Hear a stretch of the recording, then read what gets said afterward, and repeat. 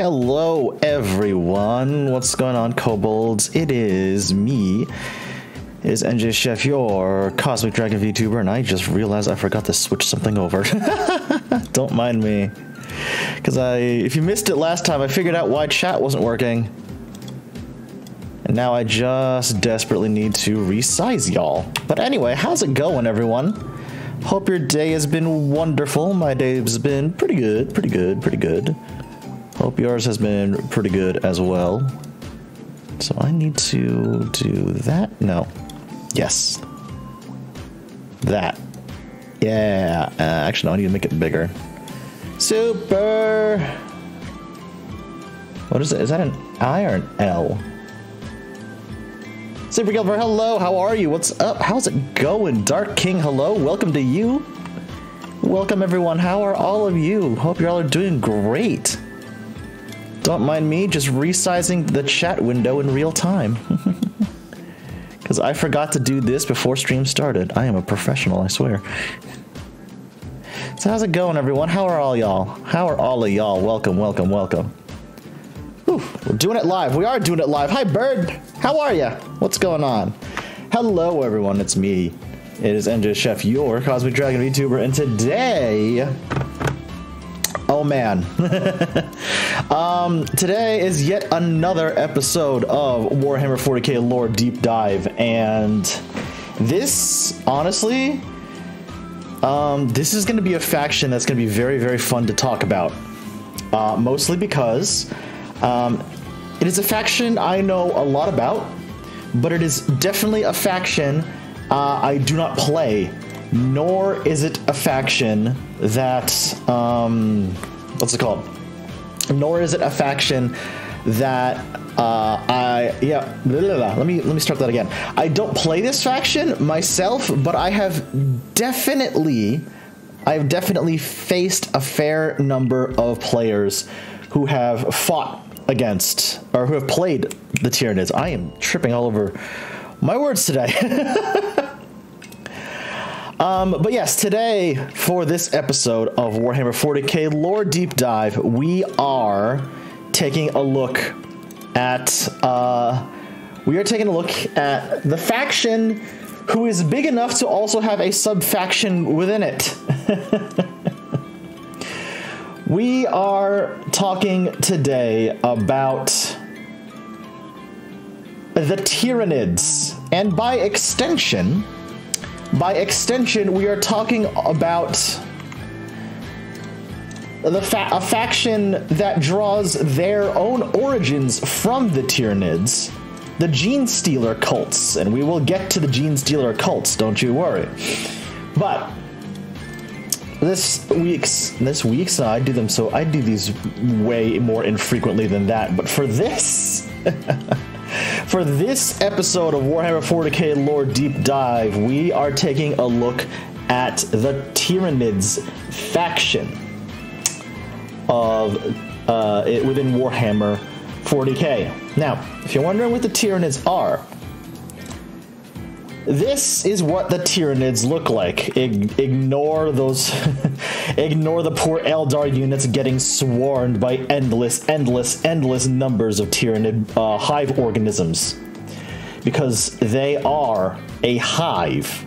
They have a hive mind, which we will get to. We will get to. Don't worry. So, the Tyranids are a unique race and faction within Warhammer 40K. Now, cast your mind back to when we covered the Tau. I mentioned that the Tau were the newest race in terms of timeline for Warhammer 40K, and that is true in terms of Warhammer 40K in-universe lore. They are the most recent race to appear on the galactic stage, ergo making them the youngest faction in the entire galaxy. The Tyranids have existed far longer than the Tau, although it's entirely unknown how long the Tyranid race as a whole has actually been in existence. As a matter of fact, when it comes to biology and just raw data, on what the disparate and different races of the Warhammer 40K galaxy have on the Tyranid race as a whole, there's not much. As a matter of fact, really, if you look at the grand scheme of things, the Imperium of Mankind probably has the most complete record of Tyranid biology and Tyranid movement throughout the galaxy than any other faction does within the Warhammer 40K galaxy itself. Why is that? Obviously, the first reason is that the Imperium of Man were the first ones to make contact with the Tyranids and their hive ships as a whole. And that is because the Tyranid race does not exist within the galaxy of Warhammer 40,000. If you look at the log of all known Tyranid incursions and hive fleet movements throughout the galaxy, you will notice something. They all exist. Their origin points all exist outside of the galactic disk. That's right. The Tyranids, when I say that the Tyranids are an invasion force, they're an invasion force that exists outside the Milky Way galaxy. They have their origins to this day remain unknown. Where their home galaxy, hell, where their home planet is, remains unknown to this day. All that is known of the Tyranid race is that they exist outside the Milky Way galaxy and have infiltrated it with many, many different tendrils of hive fleets. From outside the galactic disk, from below the galactic disk, they are swarming on many, many different places throughout the galaxy now.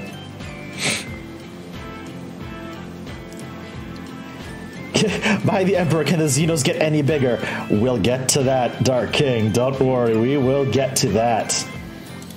Now, there are 1, 2, 3, 4, 5, 6, 7, 8, and 9. Yes, there are 9 known major hive fleets, which is what Imperial scholars and biologists have named these massive swarms of Tyranids that are currently tearing their way through the galaxy. But there are also other smaller hive fleets, those who have broken off from the big 9, as I will refer to them. But beginning with humanity's and the Imperium's first contact with the Tyranid species, we have Hive Fleet Behemoth, Ouroboros, Naga, Gorgon, Kraken, Jormungandr, Leviathan, Hydra, and Kronos. And I'm going to say this right now, chat. We'll be seeing a lot more of Leviathan later on, trust me. We'll be seeing a lot more of Leviathan later on. So, the Tyranids, also known by other races within the Milky Way galaxy, are known as the Great Devourer. They have the Tyranid technology is not like anything else that the galaxy has seen or is used to. The Tyranids do not have technology like the Imperium of Mankind has technology, or even like the Tau have technology, or even the Eldar for that matter. And when we get to Eldar technology, trust me when I say Eldar technology is weird. Eldar technology is very, very weird. But no, if you'll notice something, this weapon, this projectile weapon that is on this Hive Tyrant, it looks like it's quite literally connected to 2 of its arms. It's fused to 2 of its arms. That's because it is. It is literally grown and grafted on to the organism known as a Tyranid Hive Tyrant. Down here, the organism's known as Hormagaunts. They have sides, but if their DNA is mutated and hyper-evolved, instead of Talons, they will instead have a smaller version of this gun grafted to their arms, and they will be grown as Hormagaunts. Tyranid warriors can be modified in the same way. Every single Tyranid organism can be modified and hyper-evolved and mutated in the same way very, very quickly, in a matter of days. Hell, on an ever-changing battlefield, maybe even in a matter of minutes. That is the crux of the Tyranid race. They're an entirely biological alien menace whose weaponry and ways of war are hardwired directly into their brain cells, into their very DNA. However, they don't have a single will of their own. They have no individuality. And that is because what directs the hive fleets and every single organism, large or small, within the Tyranid race is the concept of the Tyranid hive mind. It is a gestalt, connected, collective consciousness which guides the entire Tyranid race. Basically, it is a psychic conglomerate of all the Tyranids' thoughts, imperatives, and tactics. That is what controls the Tyranid race. Everything from the smallest Ripper all the way up to the largest Hierophant. The Tyranid organisms all share a single train of thought through the hive mind. And really, if you were to boil down the Tyranid hive mind into what drives the Tyranid race as a whole, devour, destroy, adapt, and survive.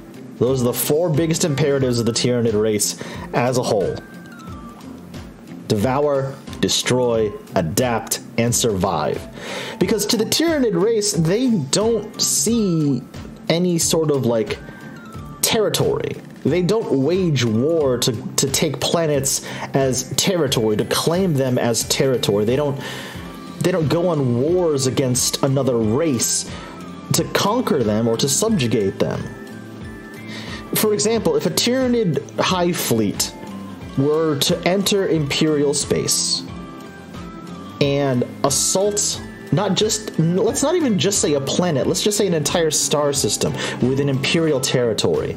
They're not doing it because they believe they're better than the Imperials. They're not doing it because they want to subjugate the people within Imperial space. They do it because they want to consume the biomass of those planets. And I mean every last scrap of biomass. When a Tyranid hive fleet consumes the biomass of an entire world, it is eradicated down to the smallest single cell organism. Anything biological on the planet's surface is consumed, broken down into its molecular components, absorbed into the Tyranids, and then redistributed throughout the hive fleets to make the Tyranid race as a whole adapt quicker and survive longer. And once they've stripped a world bare, they will pack up back into their hive fleets and move on to the next world. Because that is the only thing that concerns them.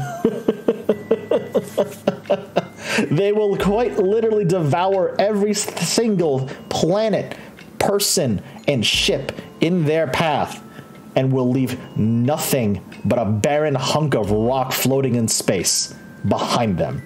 That is it. That is the entire driving force of the Tyranid hive mind. And the Tyranid race as a whole, obviously. But before we dive too deeply into that, we can't talk about the Tyranids without first mentioning their first point of contact within the Milky Way galaxy. And their first point of contact within the Milky Way galaxy, where are they? Or where is it, rather? Where is it? It is here somewhere, chat. Give me one moment. Because I'm trying to... Really? Really? There it is. Found it. I was looking in the wrong section of the map. Okay. We can't talk about the Tyranid race without mentioning the first point of contact within the galaxy. And their first point of contact in the galaxy was in the galactic southeast, which is this corner of the Milky Way galaxy, and very specifically, the star system of Macragge, also known as... Oh, hold on.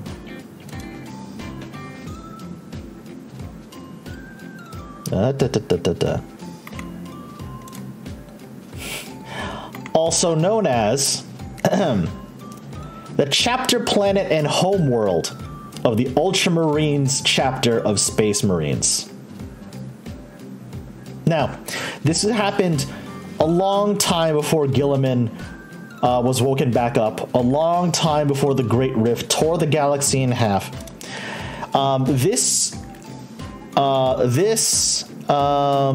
first contact occurred with the Imperium a long, long time before any of the current events of Warhammer 40K timeline.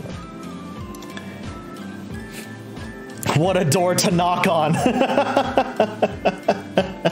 You'd think that, Birdport. You'd think that.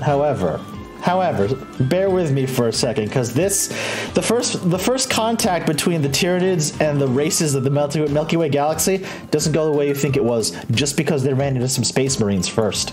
So, the Tyranids get their name because the first world that was attacked and consumed was the world known as Tyran, which was an ocean world and a research station within Ultima Segmentum, just on the border of the Macragge star system.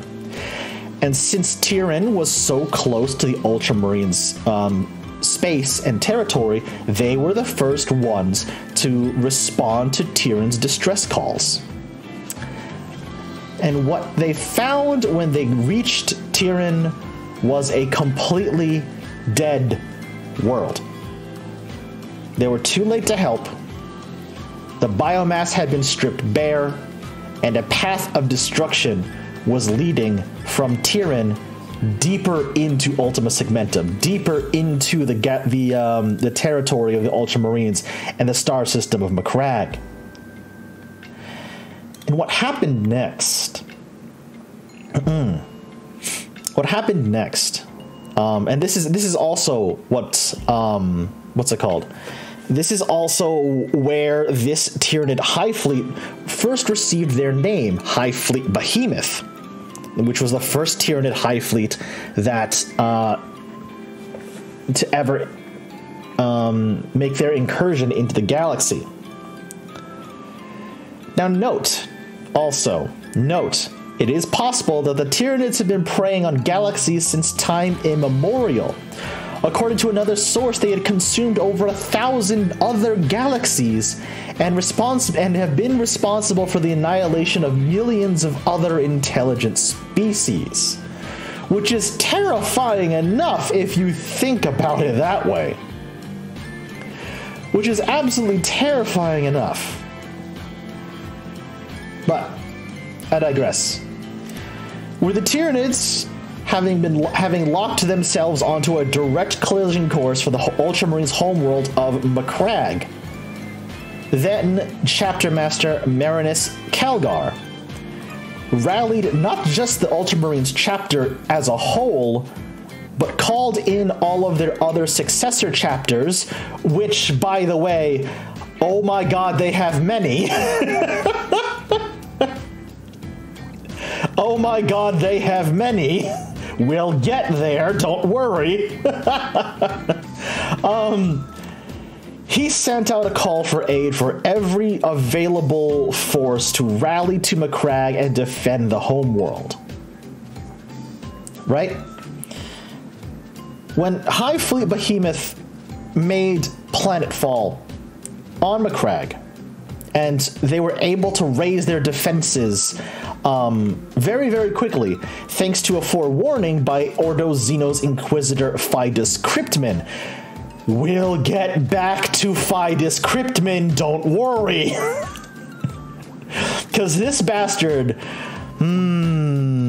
boy. This son of a bitch right here, we'll get back to him. Anyway, I digress yet again. But it was thanks to Cryptman's forewarning that Calgar and the Ultramarines were able to stage a defense. A defense that unfortunately was broken very, very quickly. Extremely, frighteningly quickly by the Tyranids. Because even though Ultramarines' orbital defense platforms, as well as a coalition of Imperial Navy and Imperial Ultramarines, rather, battle barges in deep space that slowed the Tyranid advance. Remember what I said earlier, the Tyranids can adapt and evolve and mutate on the fly to make themselves more hardy and more survivable against enemy threats. Well, that is exactly what they did here. And after taking just moments, mere moments, after losing their first wave of attack to deep space weaponry, they adapted, were able to break through the orbital blockade set up around Macragge and make landfall on the planet itself. That is how quickly the Tyranids can adapt to any situation within any battle, within mere moments if necessary. That's how fast the Tyranid hive mind works. Right? Keep that in mind. Keep that in mind. So now it shifted from a war of defense to a war of survival. Calgar activated every single force he had stationed on Macragge, even the reserve forces, even the non-Space Marine planetary defense forces. He activated all of them because he knew that if they were not able to stop whatever this alien menace was at Macragge, they would march on straight past Macragge and possibly even to Holy Terra itself. So it was literally a battle to the death. It was either going to be Hive Fleet Behemoth or the Ultramarines Space Marine chapter that would survive the assault on Macragge. And I will, as boring and vanilla as I find the Ultramarines, I will give them credit. They put up a hell of a defense of their home world. Because remember, thanks to the Codex Astartes, thanks to Gilliman himself, Space Marine chapters are only limited to about 1,000 Space Marines per chapter. Which is why, mind you, where is the tab? There it is. Which is why, mind you, when Calgar put the rallying cry out to meet and defend Macragge, to meet at Macragge to defend it, he specifically called every single successor chapter of the Space Marine, of the Ultramarines as well. So it's all of these chapters who are all at the very least somewhat fully stocked of Space Marines. However many, however many attack forces, strike forces these Space Marine chapters could spare, they were all sent to Macragge in defense of the Ultramarine homeworld. So it was still a really decent sized group of Space Marines at Macragge. Honestly, some Imperial records say it was one of the largest musterings of Space Marines not seen since the days of the Horus Heresy, where instead of Space Marine chapters who numbered in the thousands or the 1,000 or at the 1,000 mark, this is where Space Marine legions would number in the tens of thousands. So this was a massive mustering of Space Marines. So many different battles for the Battle of Macragge occurred. For each basically yard of ground that the Ultramarines were forced to yield to the Tyranid onslaught, they cut down the Tyranid battle organisms in the hundreds, in the thousands. You know, it was in one of the Space Marine codexes. It was either 5th or 6th edition, I can't remember, but it's said that for every single Ultramarine that fell, he took down anywhere between 10 to 20 Tyranid bioorganisms with him, which is impressive. But it just also goes to show you how hopelessly outnumbered the defenders of Macragge were. Because for each Tyranid organism that the high fleet behemoth would lose, they would instantly be reabsorbed and then spawned back in. Because that's the biggest trick to the Tyranids, by the way. If you were to kill a single Hormigaunt, for example, and we'll get down to the different subspecies within the Tyranid race very soon. But say you were able to take down a single Hormigaunt, which is probably one of the most basic organisms that the Tyranids can send into war. If you were to kill that Hormigaunt, its body would lie dead on the battlefield for maybe a couple of moments before its biomass would be reabsorbed by the other Hormigaunts around it. They would literally eat the body of their fallen comrade, I guess, for lack of a better term. That biomass, and more specifically the memories of how it was defeated, would be reabsorbed back into the greater Tyranid hive mind consciousness. A new Hormigaunt would be spawned, not just with its past knowledge, but with the knowledge of how it died. And then it can then learn on the fly how to not die like that again. And who knows, maybe in that time, the hive mind will have figured out a way to specifically defeat the thing that killed it. Do you see how dangerous the Tyranids are? Do you see just how dangerous, how massive of a threat the Tyranids are? Even a chapter as vaunted and as powerful and as, you know, strong as the Ultramarines are, they had so much trouble with the Tyranid menace. And I will give the Ultramarines credit. I will give the Ultramarines credit because they actually managed to halt behemoths, not just their encroachment upon Macragge, but also deal a heavy enough blow to the High Fleet behemoth as a whole that behemoth itself would never be at full strength ever again. They took an Emperor-class battleship known as the Dominus Astra, which is a massively sized battleship, mind you. I need to stress how large this battleship is. Give me a moment, okay? I need to stress how massive this battleship is, chat. Do you see these guns here on the side? Do you see these macro guns here on the side of the battleship?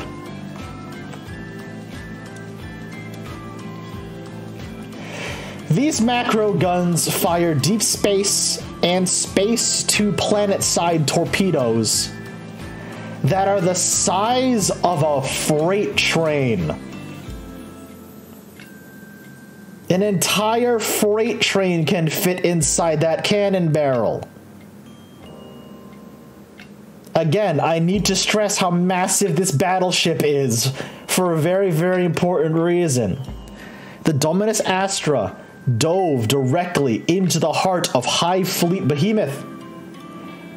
overloading its warp drives, destroying the ship, but creating a warp vortex that sucked the entirety of Hive Fleet Behemoth directly into the raw, roiling, destructive power of the warp itself. That is what they had to do to stop Hive Fleet Behemoth. Hundreds, thousands, tens of thousands of people on that battleship sacrificed their lives to stop Hive Fleet Behemoth, but it didn't stop there.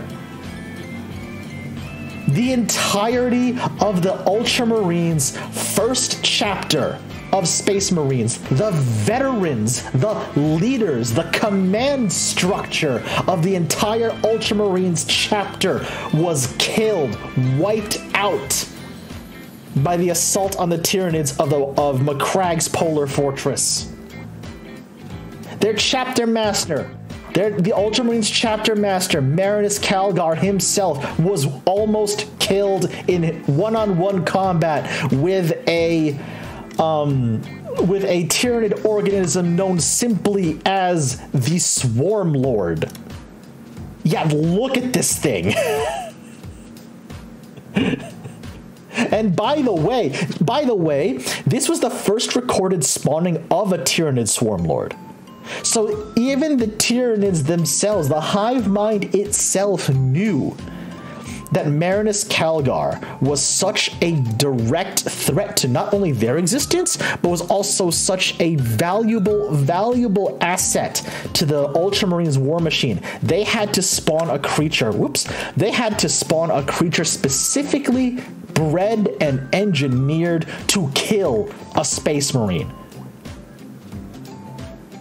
That is how terrifying. That is how terrifyingly adaptive the Tyranids are. And that was the first ever encounter with any race within the Milky Way galaxy with the Tyranid race. And they almost lost an entire Space Marine chapter in the process. Let me repeat that. It cost millions of lives and almost wiped out one of the strongest Space Marine chapters in existence to defeat a single Tyranid hive fleet. And then the galaxy was invaded by 8 more.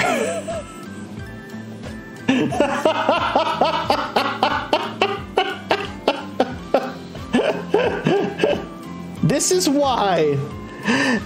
why, in my personal opinion, this is why the Tyranids are the single greatest threat to the Milky Way galaxy, and not just to the Imperium, but every single race and every single faction that calls the Milky Way galaxy home. The Tyranids are a threat to all of them. Chaos, the Tau, the Eldar, the Orcs, the Necrons, everything. Any being that calls the Milky Way galaxy home is immediately under threat by the Tyranid menace. Because they are that adaptable. They are that hardy. And they will not stop until any obstacle that stands between them and their precious biomass is eliminated. Essentially, everyone in the Milky Way galaxy looks like a little morsel, a little snack, a little appetizer. And the Tyranid race as a whole are very, very, very hungry.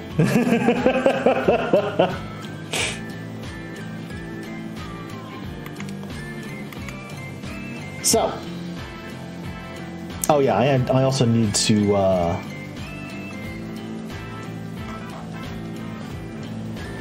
I also need to explain some other aspects of the Tyranid hive mind. So, there are two, I'll cover this when I get to the Gene Stealers, but there are two main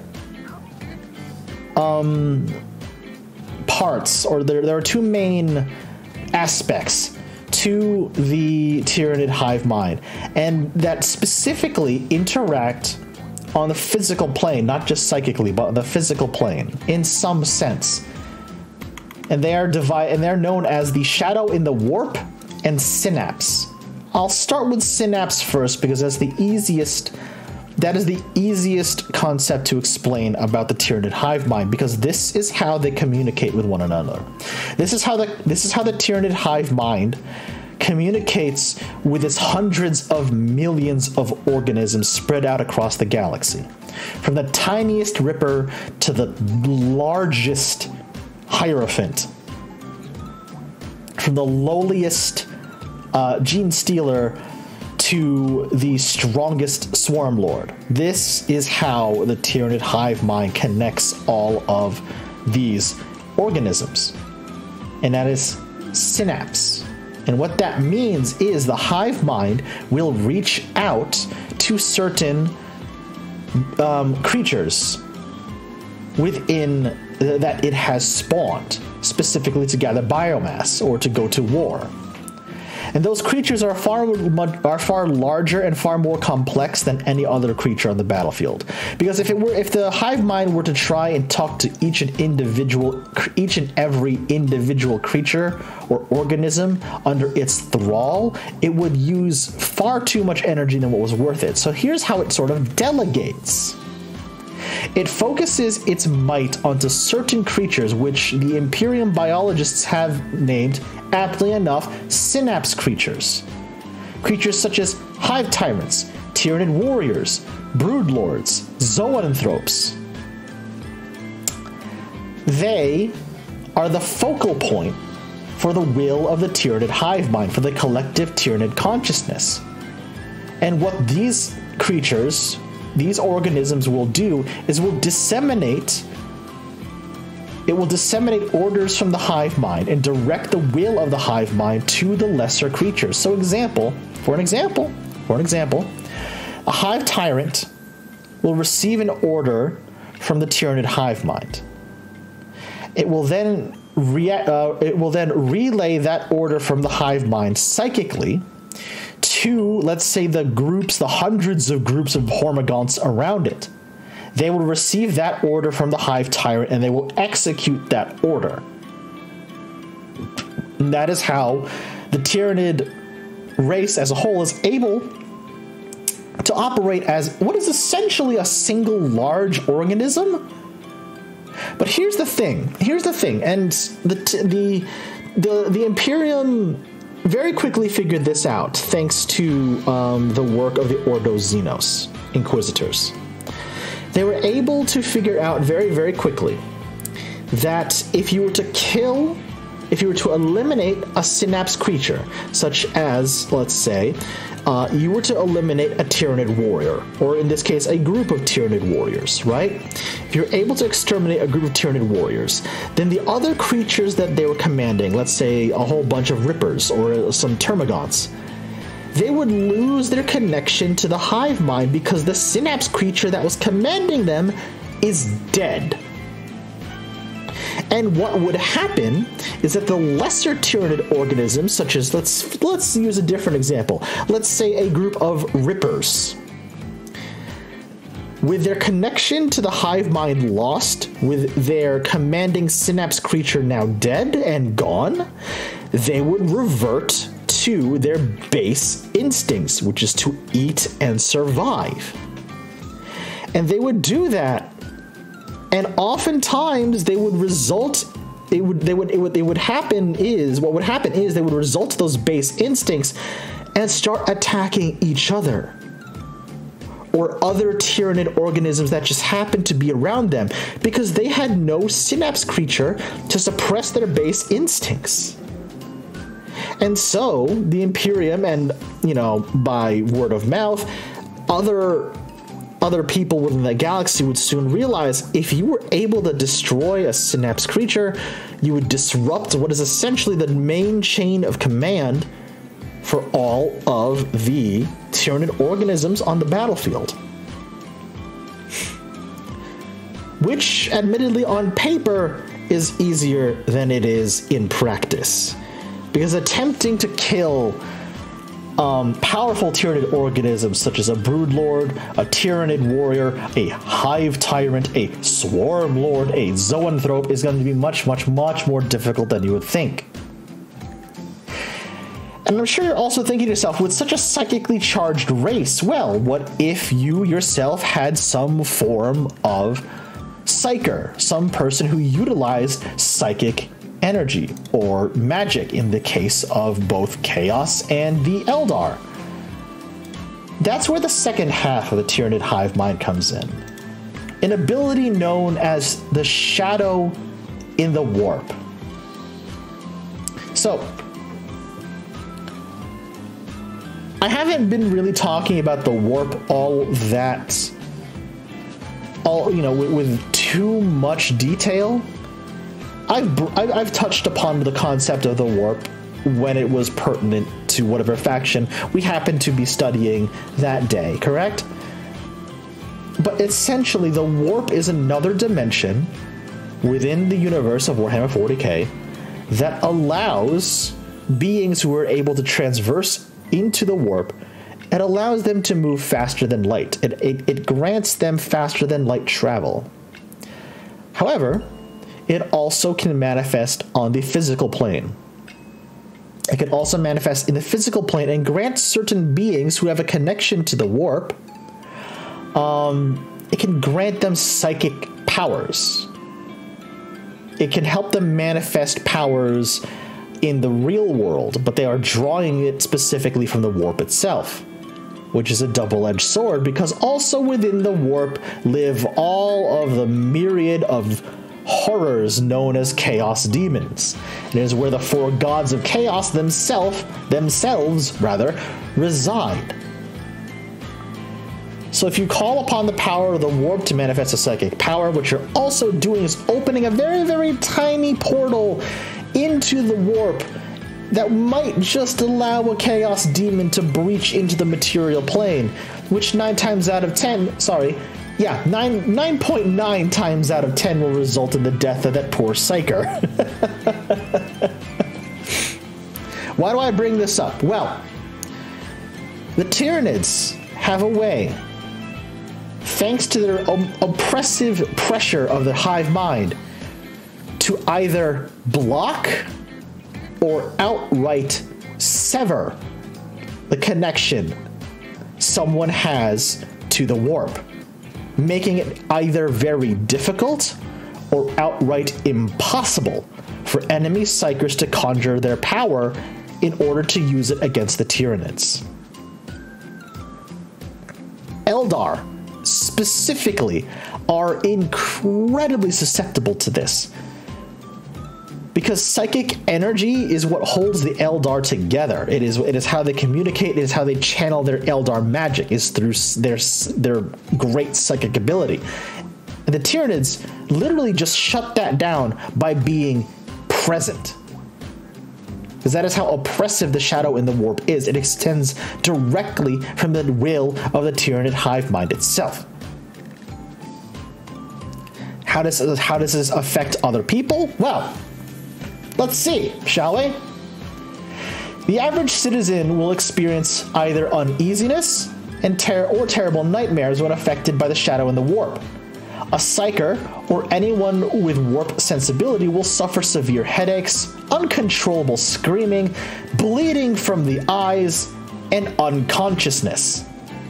The Shadow in the Warp completely blocks astropathic signals, complicates warp travel, and disrupts any and all psychic phenomena.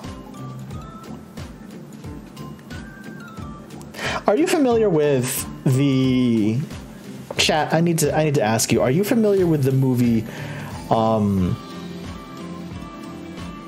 my god, I literally just had the name of the movie in my head and I just forgot it. Crap. Shoot, 1 second.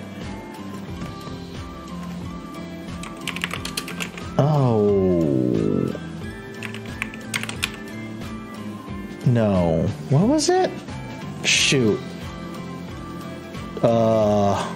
Fuck.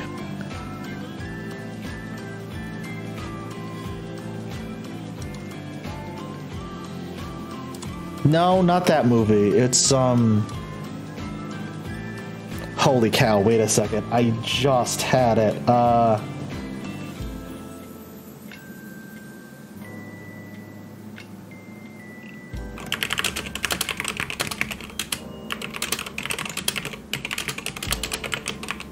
Hold on a second, chat. Event Horizon. There it is. I had one word right, and I couldn't remember the other one. Are you familiar with the movie Event Horizon? Because there's one scene in that movie where the crew goes mad. And there's one particular scene in that movie where the captain of the spaceship goes so mad he gouges his own eyes out, and he turns to the rest of his comrades, and in a very, very calm voice, while still holding his ripped out eyes in his hands, by the way, he just turns to his crew and smiles, and he says, "Where we're going, we won't need eyes to see." And then he just starts laughing maniacally. That's kind of what happens to a psyker when they're exposed to the power of the shadow and the warp.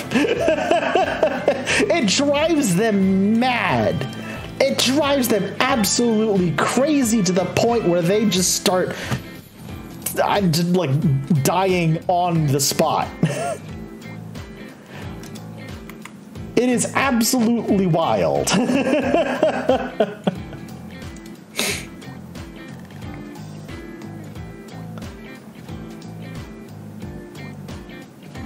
Ooh, here we go. I also would like to introduce you to the organic Tyranid bioships. These aren't ships, these are living organisms, and this is how the Tyranids travel through deep space. Remember how I said how large these Imperial battleships were? Here is that same battleship being consumed by a Tyranid bioship. There's no such thing as being subtle with the Tyranids, trust me. There is no such thing as being subtle when it comes to the Tyranids, believe me. Oh, excuse me, oh my god. Pardon me.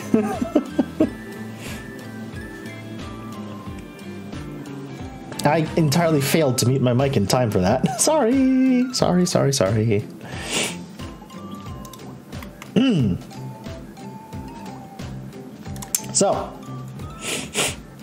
it is now time, and there is, oh boy, there are, oh yeah. Oh, this list has everything, including the different substrains of Gene Stealer.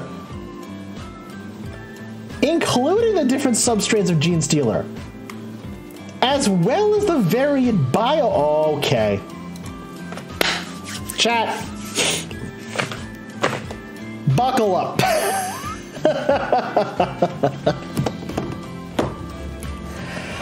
Buckle up. For the Tyranids, again, their technology, quote unquote technology, is all derived biologically.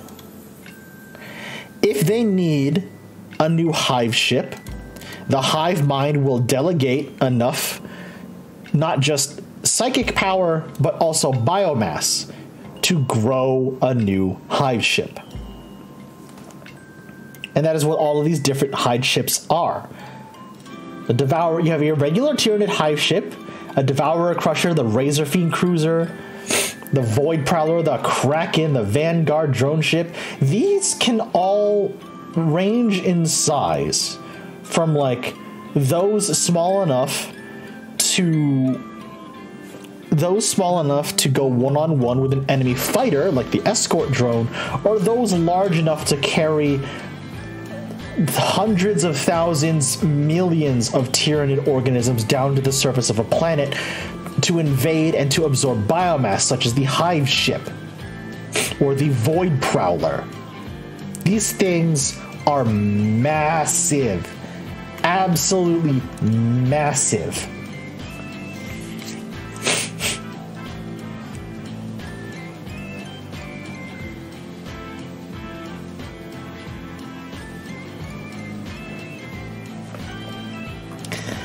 And now if you're wondering how does a Tyranid bioship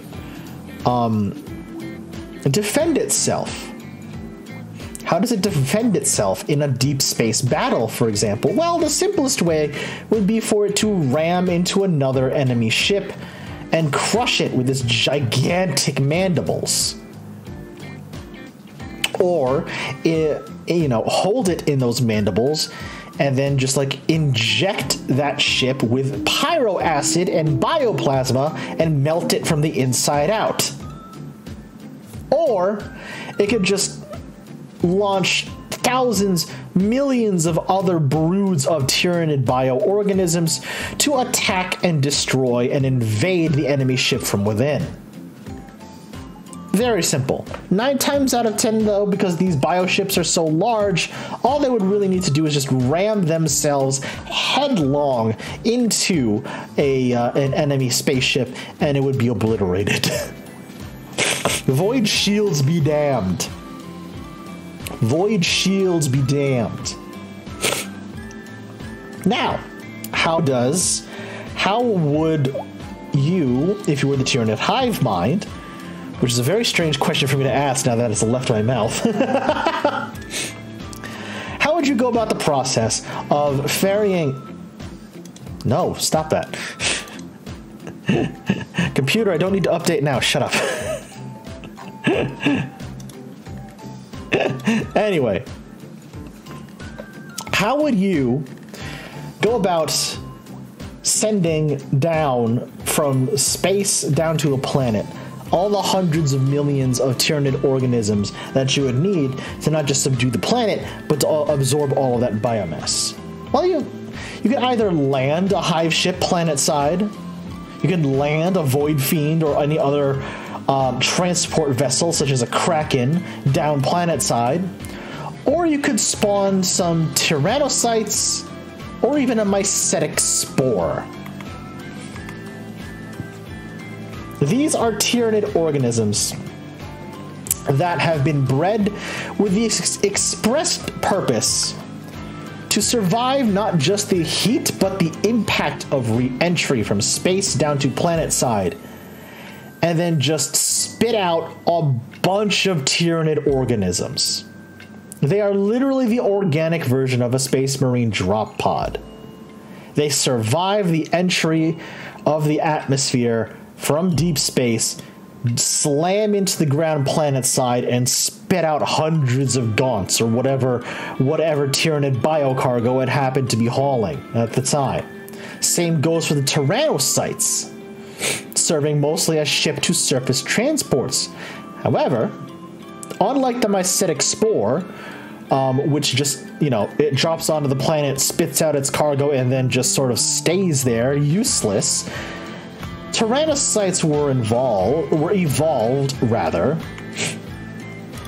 to have a modicum of individuality while also still relaying orders from the Tyranid hive mind itself.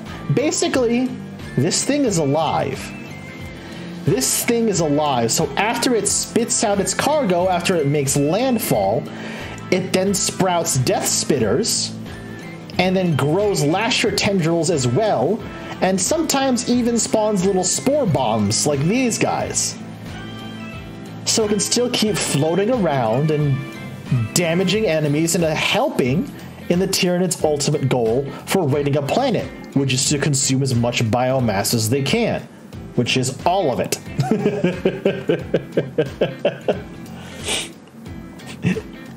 This is kind of fucked up. Kill it with fire.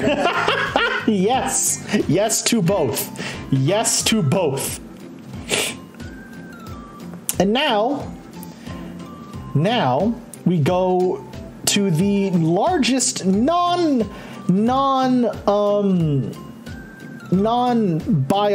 sized Tyranid organisms.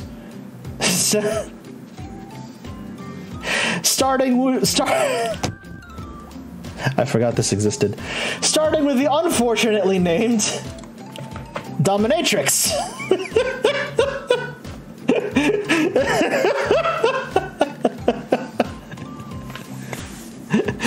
People wonder why people wonder why Games Workshop have not reprinted this specific Tyranid organism.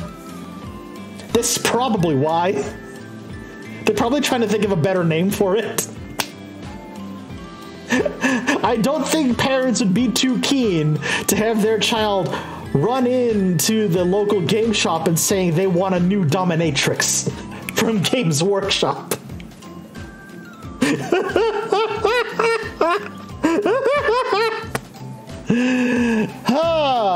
Anyway.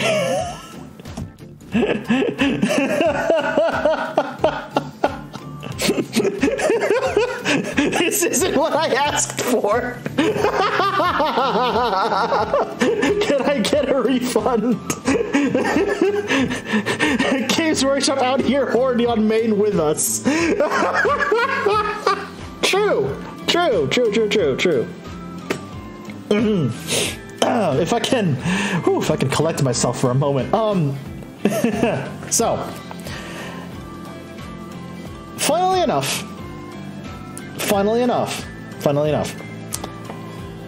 there has only ever been one.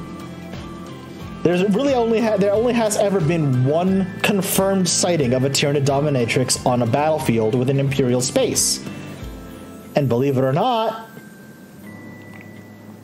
it was during the Battle of Macragge against the Ultramarines. Because the Tyranid hive mind deemed the Ultramarines to be such a threat that they had to put considerable resources into spawning a single Dominatrix creature. Send it planet side to Macragge just so it could direct the swarm itself, because that is the crux of a Dominatrix class. Bio-Titan. It is probably the only Tyranid bioconstruct to physically house a portion of the Tyranid hive mind on its person, which is why it's so massive.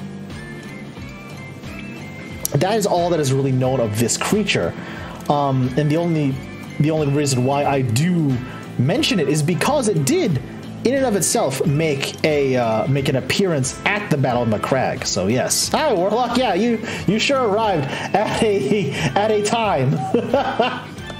You sure arrived at a time. Probably the most well-known Tyranid Bio-Titan. And I use that phrase specifically, is a Bio-Titan, because size comparison. Average human. Tyranid Hierophant. If we're going with the average human height of 6 feet tall, well, there's your size comparison. The Tyranid Hierophant is utterly massive. Weird looking crab.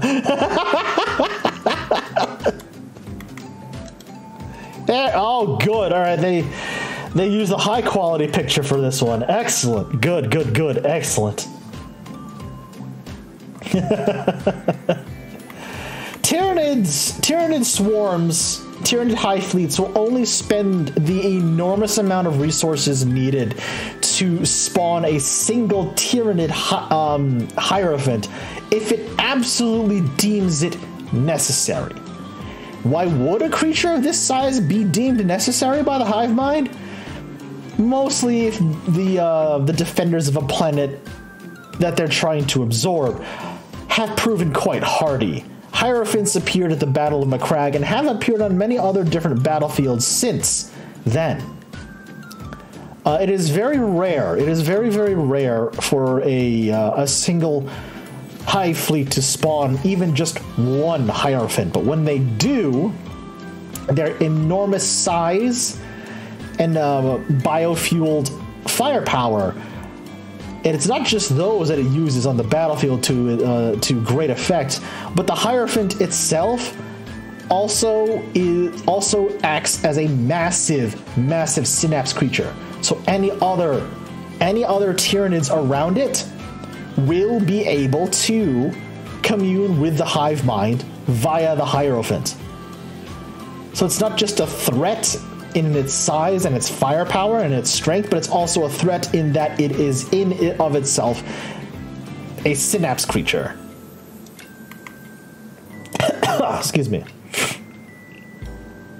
There are other different biotitans, such as the Nautiloid, which is just a massive living tank, Viragons, and I don't know how to pronounce this one, but I was more familiar with the Dominatrix and the Hierophant, so we're going to be moving on from there. These other, oh good, oh here we go. Okay, here are more creatures that I'm more familiar with. These following creatures are not as large as a Biotitan, but they are still quite large in and of themselves. First off, we have the Tyranid Exocrine. And if you couldn't tell from the way the Exocrine looks, the Tyranid Exocrine serves one purpose and one purpose only. I hate how that popped up twice, but thank you.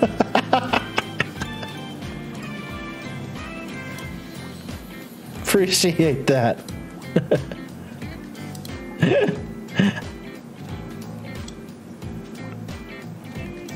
It kind of does. Let's be real here, okay? It kind of does yeet. Because this thing on its back,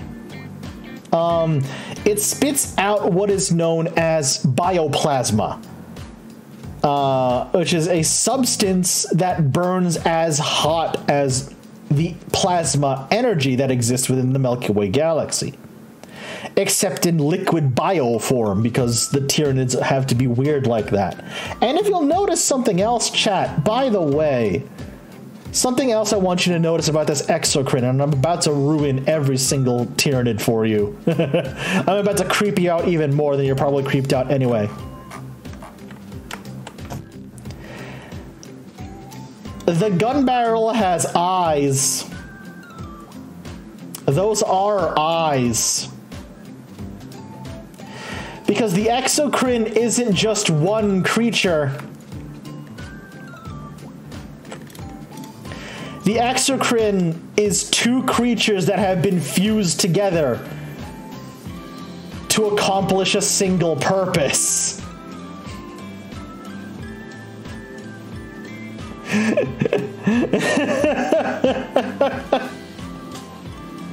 The Tyranids are absolutely just wild. Like, oh my god.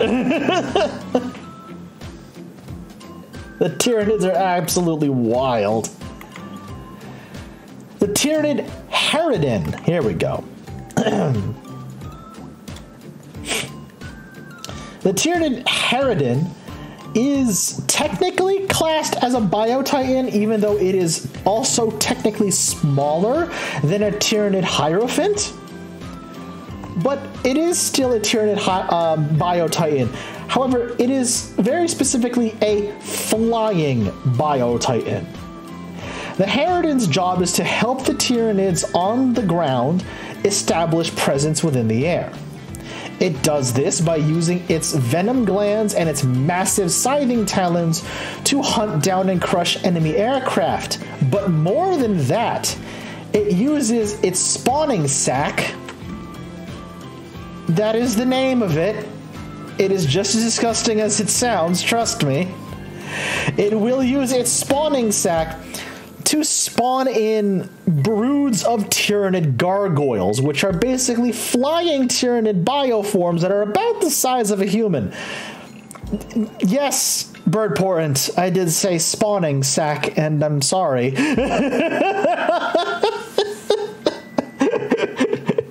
Spoilers, it is not the only Tyranid creature to have a spawning sac. I apologize in advance.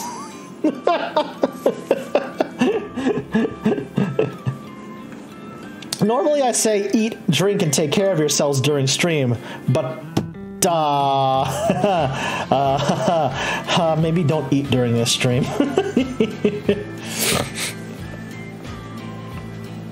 Don't eat during this stream. Oh no, there's nothing mechanical about this, Warlock. Remember, as I've mentioned many times earlier in the stream, there's nothing mechanical about the Tyranids. They're all organic. They are all organic. They spawn in and mutate and grow and adapt to literally everything on the fly. Too late. I'm so sorry, Bird. I'm so sorry, Bird. It's not gonna get any better. It's not gonna get any better because now we're looking at a Tyranid Horospex. Ladies and gentlemen and non-binary friends,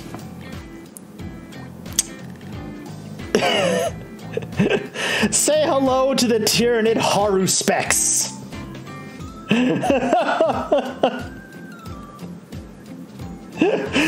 Or as some Tyranid players have bestowed upon them the incredibly cursed name of the Vor Machine. Because the Horospex exists for one reason and for one reason only: to swallow prey whole in order for the Tyranid hive mind to discern new threats to its existence. Whatever the Horospex consumes, it consumes whole, stores in its stomach, breaks it down with bioacid, and immediately sends its genetic material into the hive mind via psychic uplink, so that the Tyranids on the ground can adapt on the fly to some new threat that they have never seen before.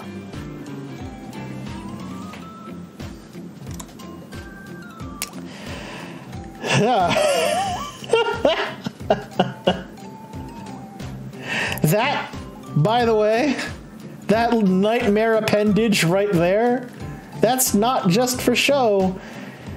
That is how it captures its prey. It will throw out this grabber tongue, latch onto its prey, and pull it back into this nightmare tentacle mouth that's got going on here. Yeah. Tyranid Horospex. Oh boy.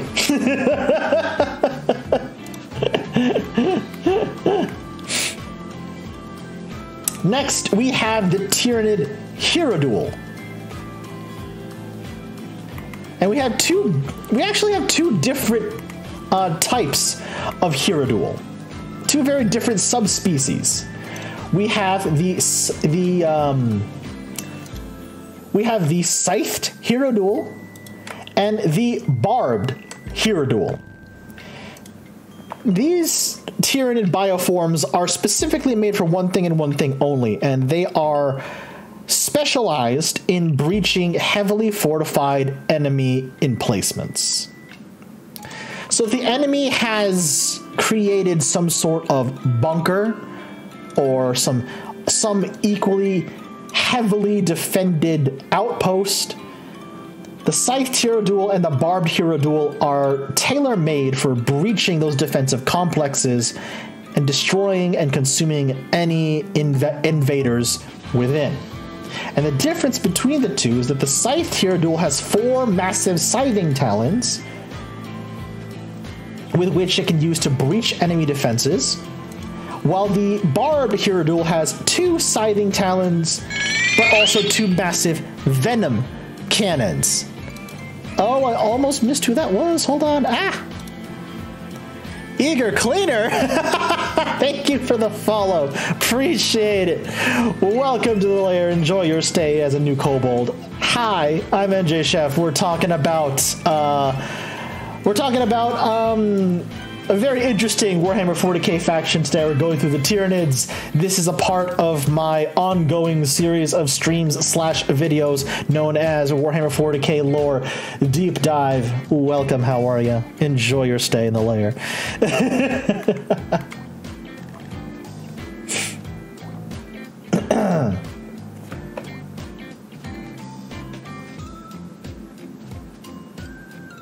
Now, the Tyranid Sporocyst is a direct evolution from the direct evolution and offshoot, rather, should I say, of an organism we talked about earlier, known as the Tyrannocyte. And the Sporocyst exists. It has the same method of deployment as a Tyrannocyte. They will float through the atmosphere and then drop immediately to the ground upon which they are when they are commanded by the Tyranid hive mind. Once they land on the ground, they will root themselves on the spot, sprout venom cannons and tendrils for defense, but immediately what they're going to start doing is consuming and absorbing all the biomass in the area in the direct vicinity where they landed, and start spewing out chemicals that will start to change the local atmosphere where they landed to an atmosphere that is far more suitable for the growth and development of Tyranid organisms. These things quite literally start terraforming the battlefield as the battlefield is still being engaged, as the war is still raging on. It is yet another way in which the hive mind ensures the survival of all of the organisms it has sent to the planet and to secure their biomass.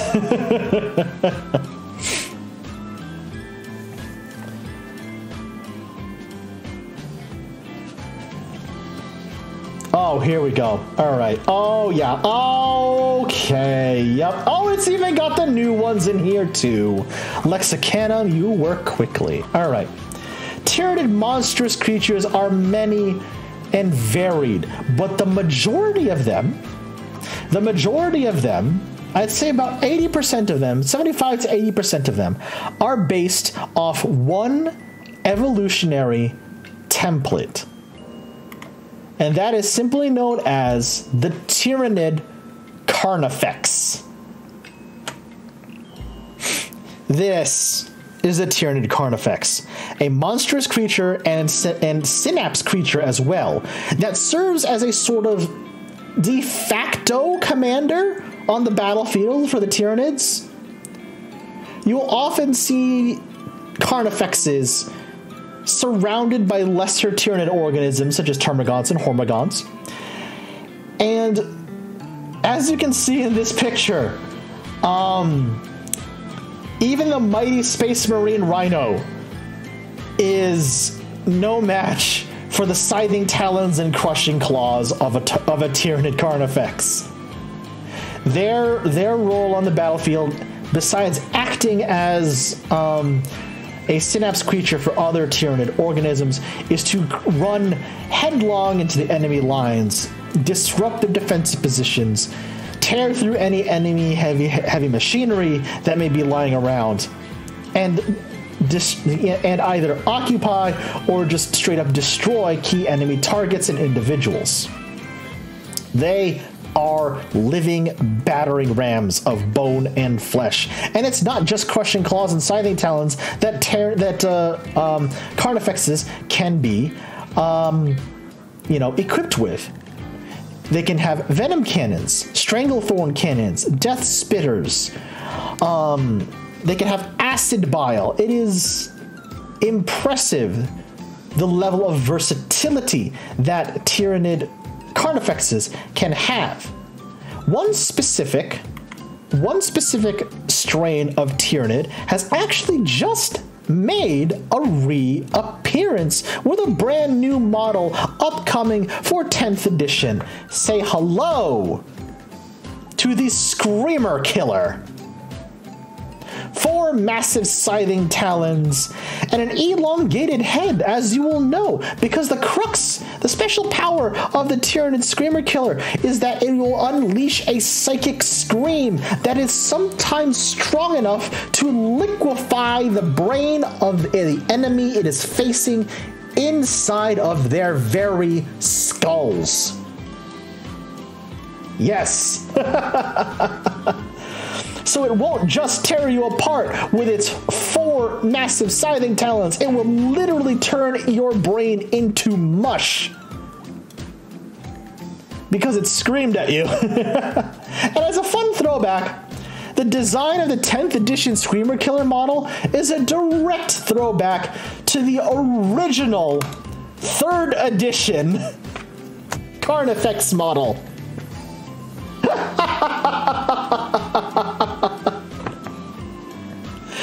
God, that looks so derpy. A friend of mine who's actually been playing Tyranids for that long, he has this model. He has this model on hand, and he calls it Mr. Huggyfex because it literally just looks like he wants to give you a hug until you pop.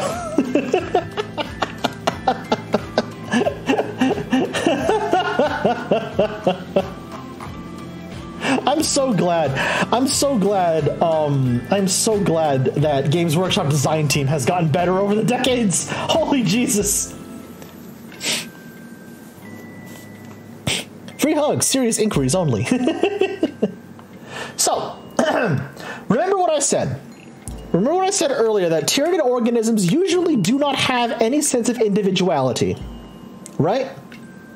They don't have any sense of individuality. They have no individual personalities because they're all commanded by the will of the hive mind.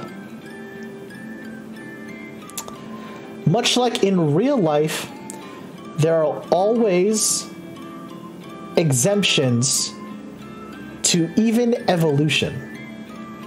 And Old One Eye here, Old One Eye is an example of that exemption to Tyranid evolution.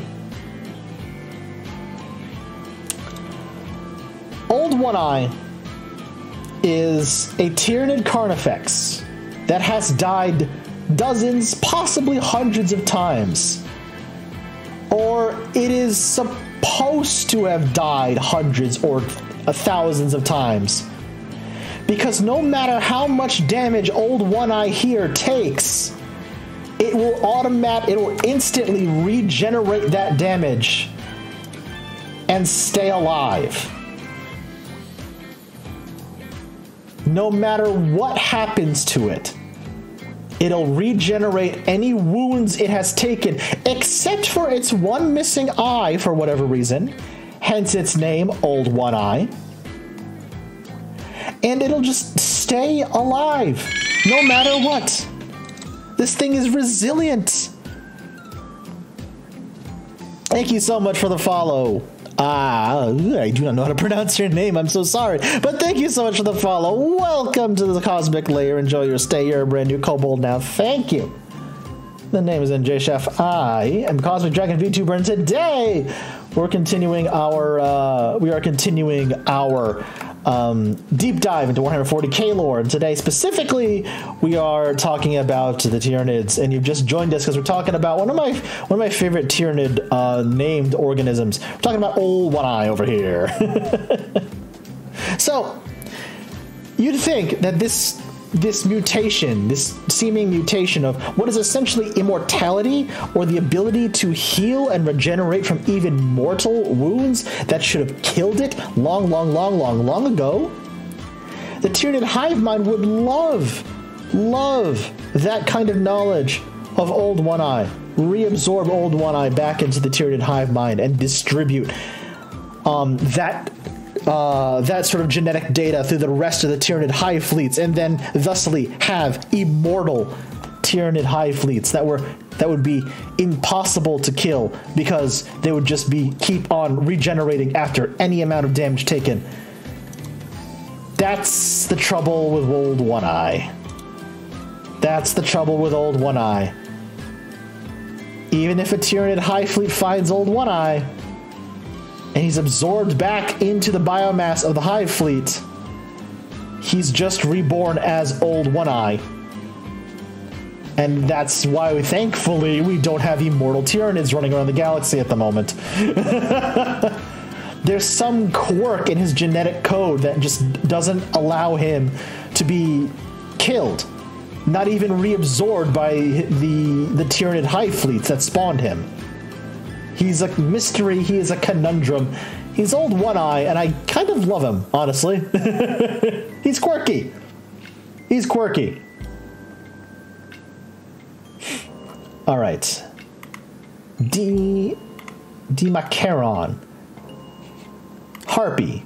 Hive Crone. Hive Tyrants. All right. So, these are different from the Carnifex because while they are based on the Carnifex template, they have a far more, or they have evolved rather, to essentially be their own subspecies. This is the Demacaron.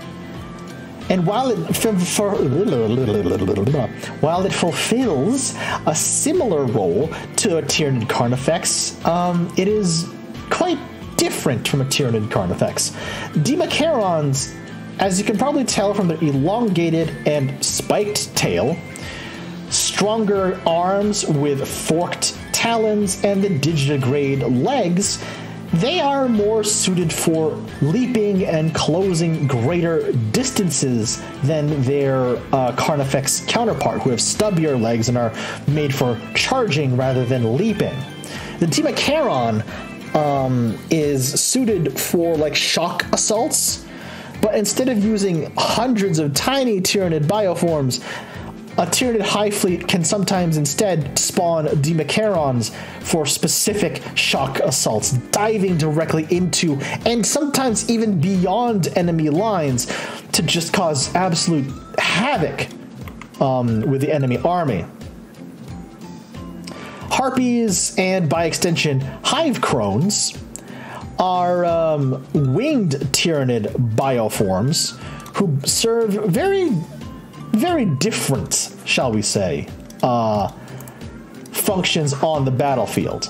First, we are going to talk about the Tyranid Harpy, because excuse me. The Tyranid Harpy is spawned in by a Tyranid hive fleet when it starts to realize that the enemy, whatever species they happen to be facing against, has an extremely strong and very powerful presence in the air. So it'll spawn in a harpy, and it will use those massive wings, the scythed tail, and its two massive venom cannons to swoop down and attack enemy Air Force units, blasting them out of the air, and to help other Tyranid, winged Tyranid bioforms establish their own air presence, air superiority presence. Hive Crones fulfill a similar role with the... I forgot that was the name of this damn weapon. With its very prominent and horribly named weapon, the Drool Cannon, and a set of tentaclids on its wings, which are smaller bioforms that function essentially as missiles. Oh I will give credit to the Games Workshop design team for how these look. I will not give credit to the Games Workshop design team on what these things are named. Because, oh my god. Someone desperately needs to go back and rename these things.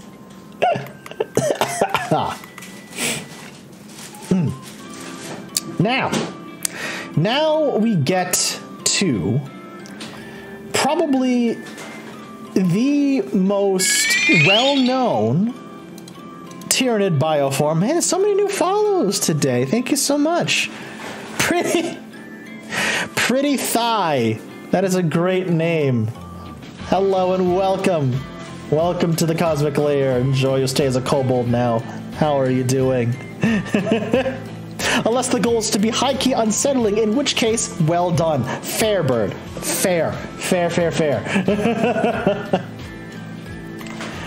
Now we get to what is probably the most well-known and most recognizable Tyranid bioform, and one that serves as a commander, a generalist commander, for the Tyranid forces on the battlefield. The Tyranid Hive Tyrant, depicted here with 2 scything talons, a bone sword, and a lash whip. Now, the Hive Tyrant, much like any other Tyranid bioform, can take, many different weapons, and are therefore have many different variations in how they look. For example, if you wanted, say, a Hive Tyrant that can fly, or a winged Hive Tyrant, or as most of my friends who play Tyranids simply call them Flyrants. You can spawn in a Tyranid Hive Tyrant with wings.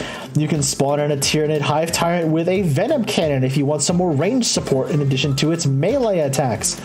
You could go all in on melee and just give a Tyranid Hive Tyrant 4 massive scything talons. The sky is the limit, really. Depending on what enemy you happen to be facing and depending on what role you want your Hive Tyrant to fulfill. The Hive Tyrant is your generalist commander for Tyranid forces on the battlefield. They are the ones who lead at the front, guiding the rest of the Tyranid forces and creatures on the battlefield. Malanthrope, Malceptor, Mawloc, Neurotyrant, Psychophage, Turvagon, Toxicrin, Trigon, Tyrannofex. Here we go.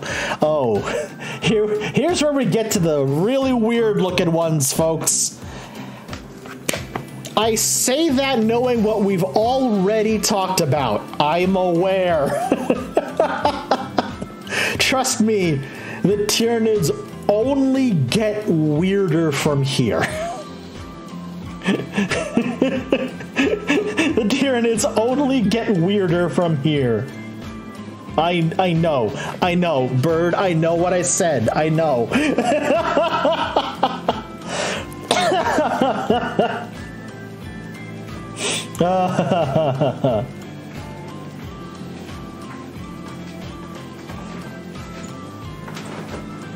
So, the Malanthropes, and by the way, there's your size comparison. That is a fully grown Tyranid Malanthrope standing next to an incredibly unfortunate Tau Fire Warrior. Buddy, you are about to be that thing's lunch. Goodbye. Goodbye, sir. Tau players, look away. Tau players, look away. This is the same energy I bring to my food crime streams. Why am I choosing to suffer like this? I mean, what the Malanthrope is in charge of doing could also be considered a food crime of sorts, because it is the Malanthrope's job to follow behind the main advance of the Tyranids. So after the main Tyranid army has passed through an area, it is the Malanthrope's job to go through that area and to start picking through all of the biomass they had left behind, consuming it, bringing it down inside of its many different stomachs, because that's what all of these bulbous growths are. And transferring that genetic material back to the hive mind to be recycled, to produce more Tyranid organisms, and to continue the process. Now, Chef, I'm sure you're asking yourself, well, what happens if a Malanthrope, as it's scouring the battlefield for biomass, what happens if it finds still living ones? Well, it does what a spider would do on Earth today. It would inject that poor soul with a mixture of acids and poisons to start liquefying them from the outside in, or from the inside out, rather. But here's the worst part. It doesn't just let you die there. No. That's when it consumes you. As you're being liquefied from the inside out, that's when it consumes you while you're still alive. Malanthropes are horrible. They don't really look that horrible, but oh boy, they are. Being liquefied is pretty worst IMO. Fair? Mass Effect 2 vibes, also true. Also true. The Tyranid Malceptor. So, remember what I said when Tyranids are a psychically charged race because they communicate solely through the hive mind and therefore have a massive presence in the warp, which is what the shadow of the warp is. It literally oppresses other, other psychic powers, other psychers around it. The Malceptor is very much the physical embodiment of that. Chat, once again, are you familiar with the movie? This time I'm asking, are you familiar specifically with the movie Starship Troopers? Who here in chat is familiar with the movie Starship Troopers? Because I sure am.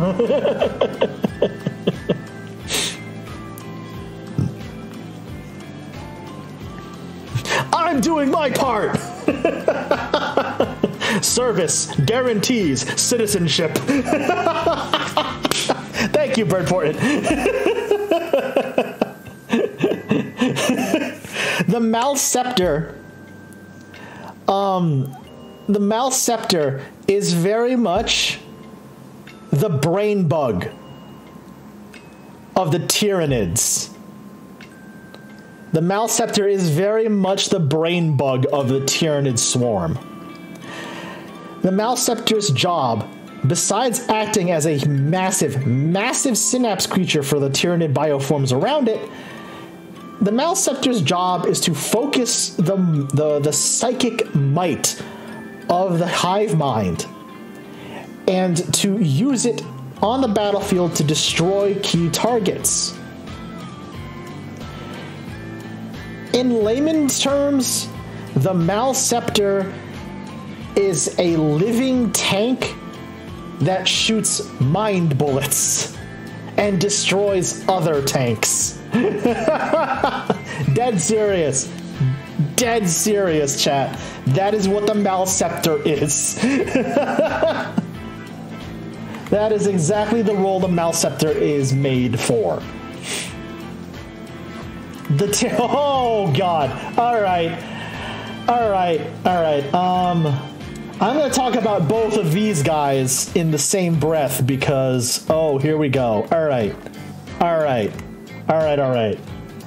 The Moloch and the Trigon. If there are any old heads in chat like myself who played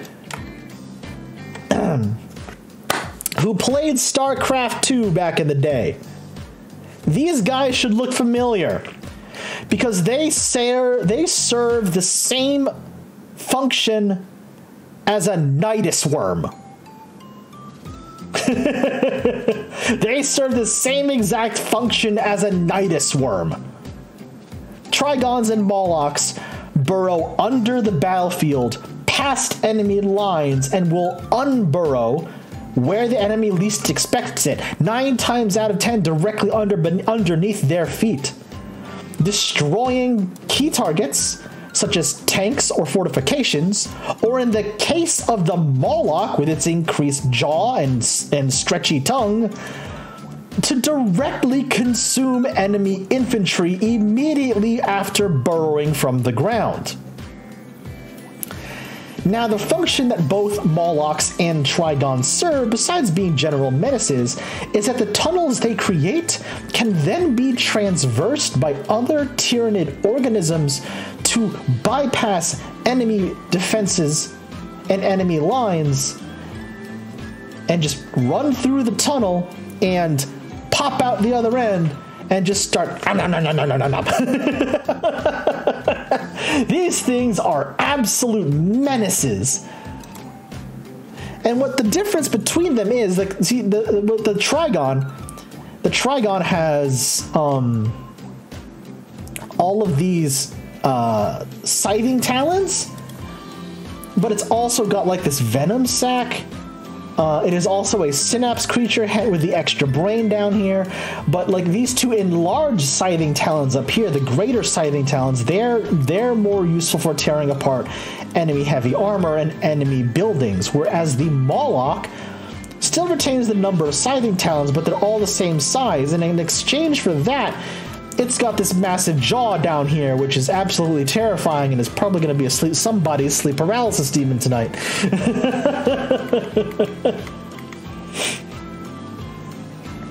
Yes. The Neuro Tyrant. This was a brand new Tyranid bioform that was shown off at Warhammer Fest over the weekend. We're going to get to all of those reveals later on, chat. Trust me. I'm saving a special segment towards the end of the stream where I just gush about how happy I am with the upcoming changes to 10th edition, because, oh my god, I am very, very excited for 10th edition. Gentle... Does that say Gentle Cigar? That's kind of a hilarious name. Thank you so much for the follow. Welcome to the Cosmic Lair. Enjoy your stay as a new kobold. How you doing? So many follows today, y'all. I really appreciate it. Thank you, thank you, thank you. Where was I? Right, this brainy buggy right here. A Neuro Tyrant is an offshoot of the Hive Tyrant, obviously, but as you can see, it looks very, very different. Instead of legs, it floats, and it has tendrils instead of scything talons or even crushing claws, and it has a massively, massively enlarged brain case, along with 2 other drones which also have massively enlarged brains. Yeah, there's a reason for this. The Neuro Tyrant exists solely to expand the pressure and focus the pressure exerted by the Tyranid shadow in the warp, meaning that it will allow the shadow in the warp to commune more effectively with other Tyranid creatures on the battlefield, while also actively working to suppress enemy psychers on the other side of the battlefield. Yeah, this thing's going to be a menace. I can tell already this thing is going to be a menace. And speaking of new Tyranid bioforms, and once again, dear God almighty, what is going on with that mouth? That is going to be taken out of context. Holy shit. That is going to be taken so out of context. Oh God. Moving swiftly along. This is a Tyranid psychophage. And what the psychophage does, what we're, at the very least, what Games Workshop has told us it does so far, with the very short previews that were given over the weekend, is that this Tyranid bioform specifically hunts down and consumes enemy psychers. Chaos Space Marine Sorcerers, Eldar Farseers, Space Marine Librarians, Sanctioned Imperial Guard Psychers, what have you. This bioform is meant to hunt them down, consume them, and then spit out their psychically charged remains as a mist.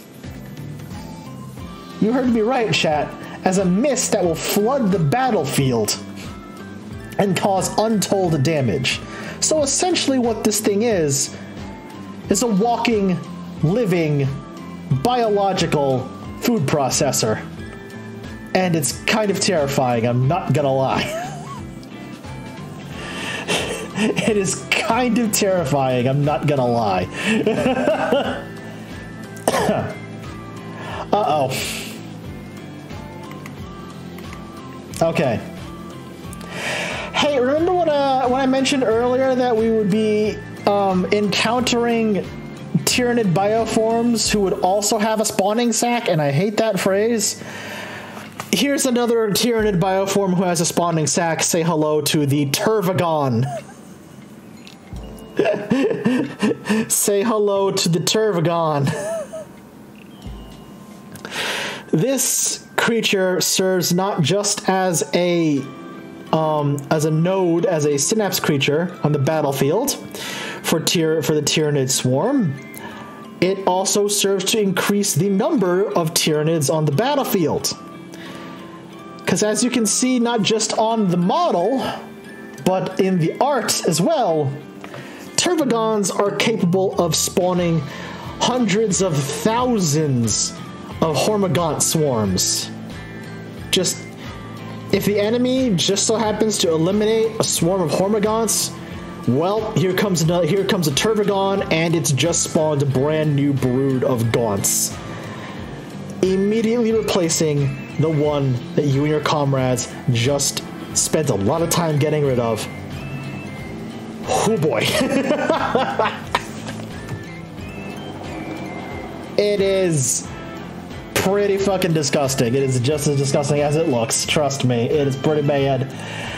I am impressed, and I also hate the level of detail that the plastic Turvagon model has, because that is a disturbing level of detail that I didn't think I would need on a plastic model.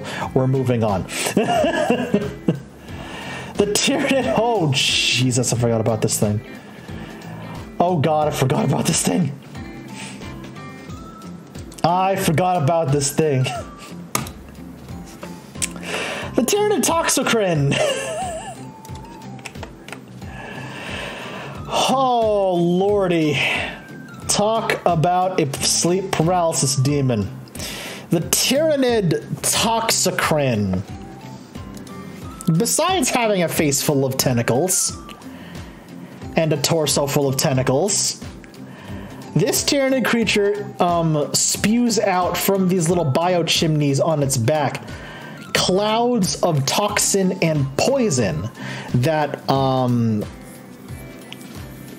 serve to not just kill or weaken enemy forces on the battlefield, but to also start breaking them down, because the toxins and the poisons that it spews out are not just well, obviously poisonous, but they are corrosive as well.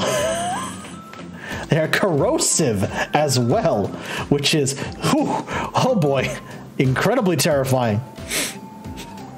All these tentacles, and it's all for war. SMH, this is why we can't have nice things. Oh boy.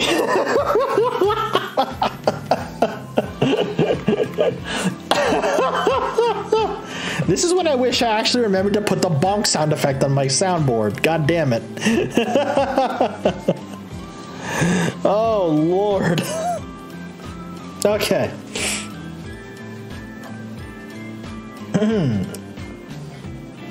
Games Workshop ain't the only one horny on me.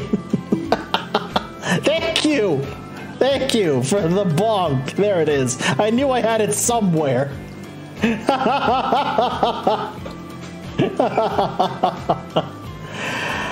Okay, so Tyrannofex is the much larger evolutionary stage of a Carnifex, hence its similar sounding name of Tyrannofex.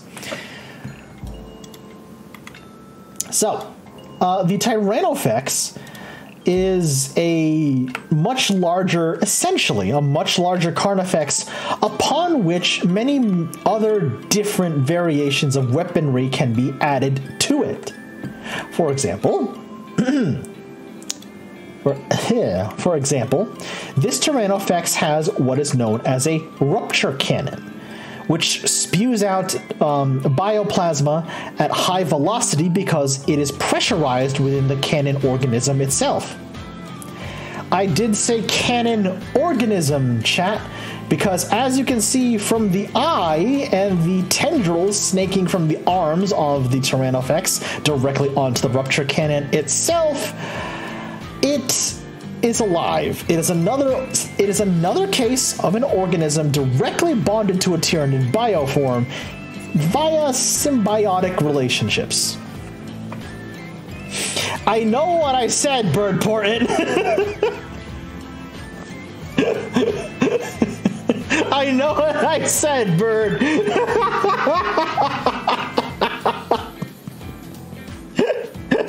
I know what I said. God damn it.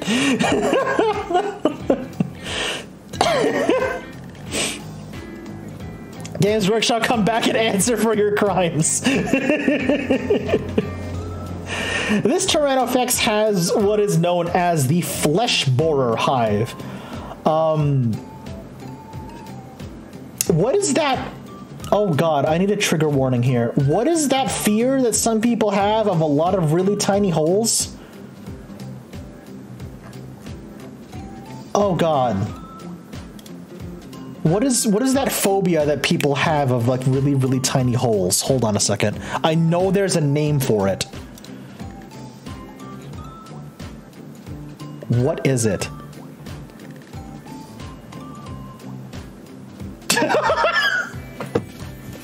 Yashi, are you good? Trypophobia, thank you. Monogamy.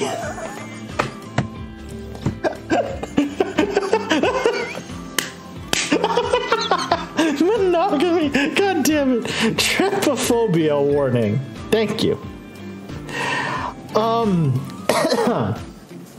The Flesh Borer Hive is literally a hive of tiny creatures, tiny Tyranid bioforms that, when fired from their hive, when they're agitated, fire off at such speeds that they will literally burrow into the skin and the flesh of the target, if they're not armored, obviously. And then those creatures, once they're inside of their target, will start to crawl through their innards and consume their target from the inside out. Yeah. Yeah. Oh boy. And then this right here is literally just called a venom cannon. Here we go again. I know this is going to sound very sus, but it just spews hundreds of gallons of corrosive and toxic venom out from this apparatus right here, and it will just spray forward and cover copious amounts of the battlefield and any unlucky person who happens to be in front. Games Workshop, I'm starting to sense a theme here. Are you okay?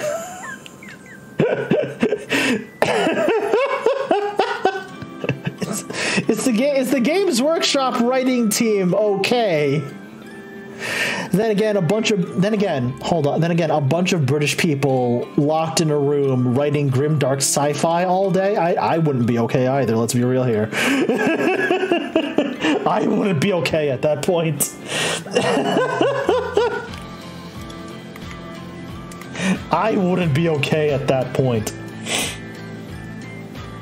I'm going to go through these next few Tyranid creatures very quickly.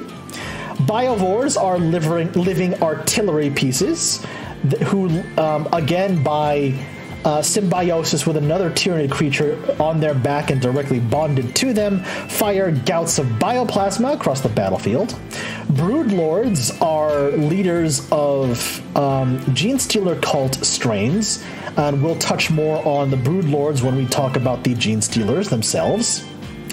Hive Guard are a subspecies of Tyranids who are bred and created solely for the defense of Tyranid synapse creatures such as Hive Tyrants, hence their name Hive Guards. Lictors are scouts and ambush creatures who roam ahead of the main Tyranid force, identify enemy elements, and start picking off certain enemy elements, weakening potential prey before the rest of the Tyranid attack force reaches them. Death Leapers and Mist Reapers are basically the same things. However, they are just different offshoots of the regular Leaper itself.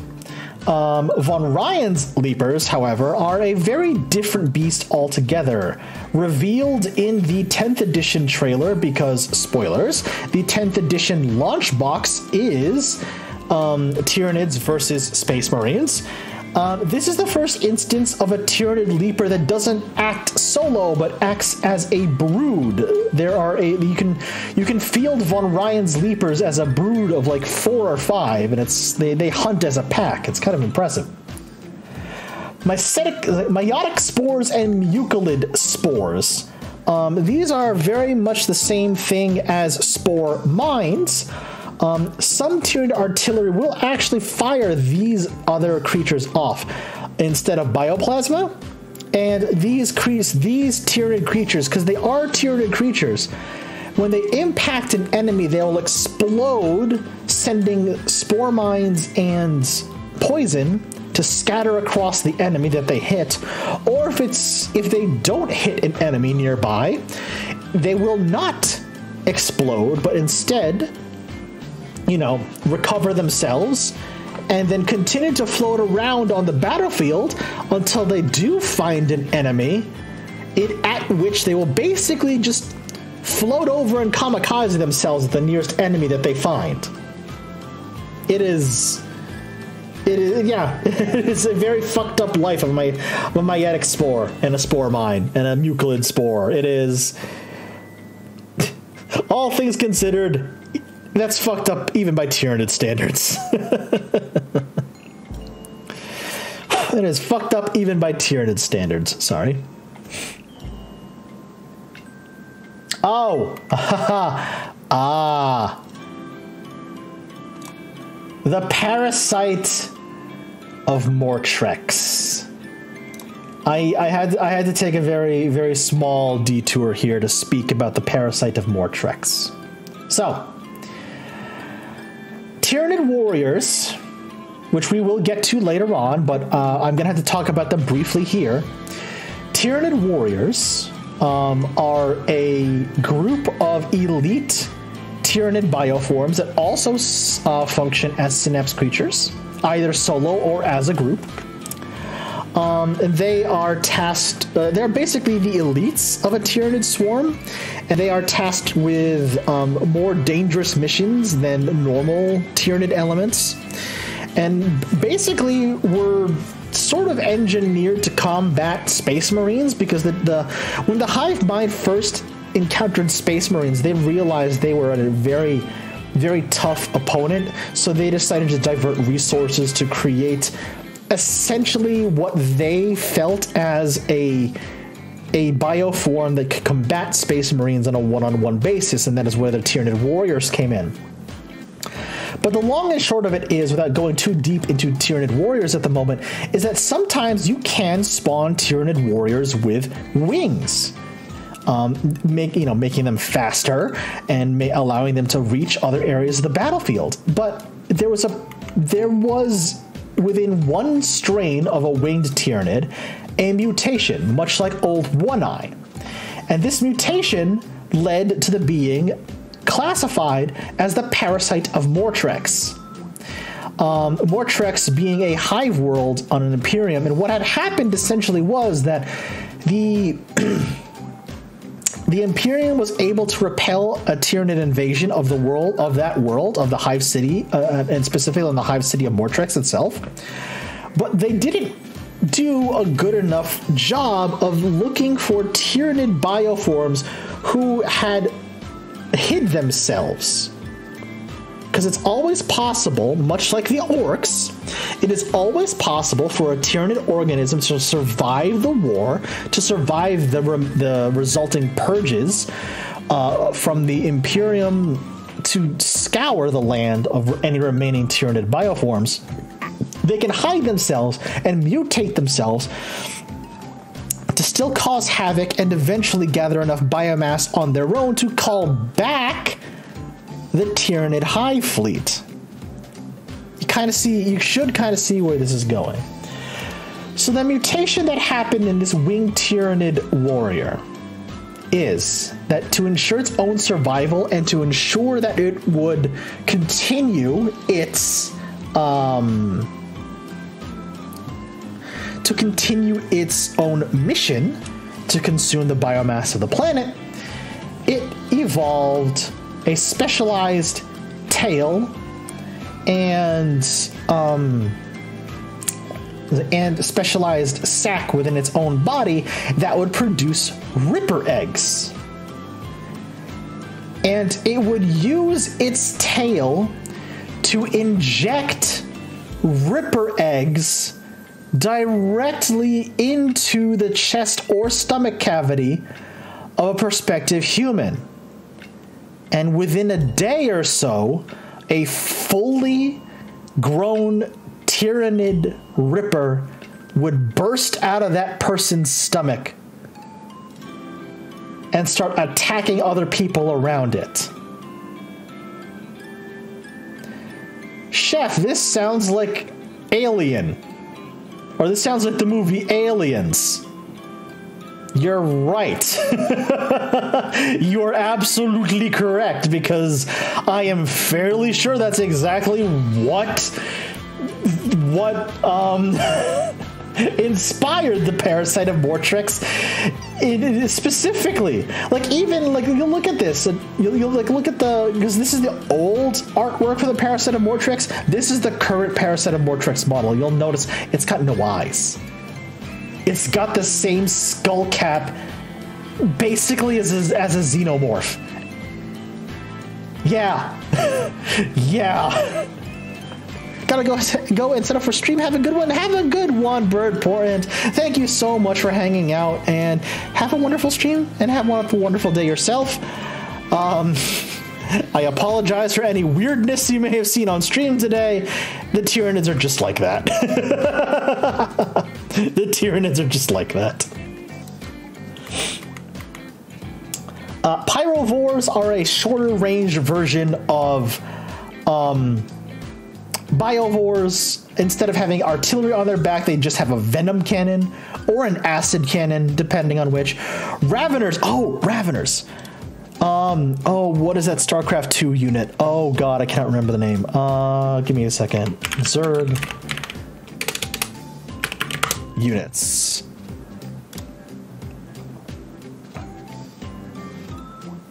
What are they called? Are they Hydralisks? I believe they're Hydralisks.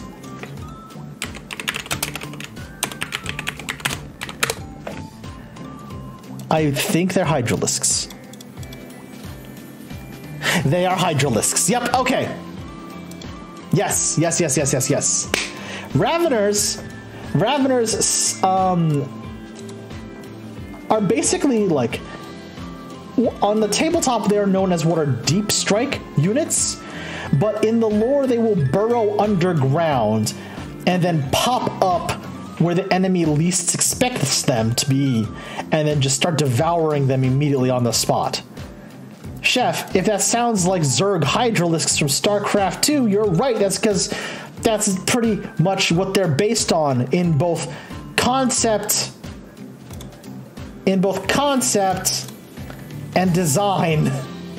Because damn, That really does look like, that really just look like a Zerg Hydralisk.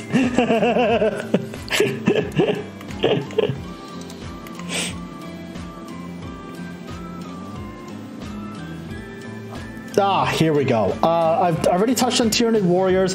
The Tyranid Prime is basically a hyper-evolved Tyranid warrior that can act solo instead of a group, and can also be equipped with wings, as the brand new winged Tyranid Prime model has been shows off here. Once again, part of the 10th edition reveals. Very, very excited. Okay, I'm gonna have to talk about Tyrant Guard. I'm gonna have to take yet another detour to talk about Tyrant Guard. Because the Tyrant Guard are an offshoot of the Hive Guard, but specifically, Tyrant Guard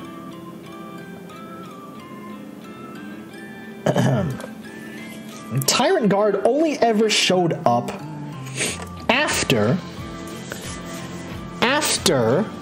the Tyranid Hive fleets encountered Space Marine chapters. Much like Tyranid warriors, Tyrant Guard were evolved to specifically be a counter, to be a foil to Space Marines. They were countered, and they're so much of a foil to the point where that, incredibly, Tyrant Guard would display a striking and terrifyingly similar pattern of armor plating and toughness of armor plating to that of Space Marine power armor.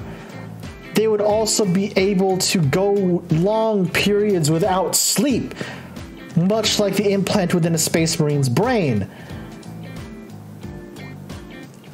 It is heavily both rumored and implied that Tyranid Tyrant Guards specifically incorporate biomass and DNA from fallen Space Marines,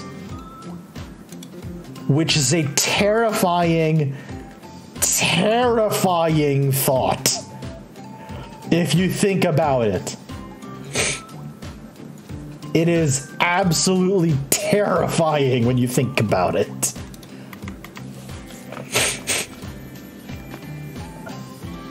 Ooh, alright, I have to take yet another detour, but I'm only going to do it for 2 of these, because the Neurothrope is basically an upgraded Zoanthrope. A Zoanthrope is a Tyranid bioorganism whose sole purpose, much like the Neuro Tyrant, is to channel the raw energy of the warp. Not just the shadow of the warp, not just the will of the Tyranid hive mind. This is a dedicated Tyranid psyker.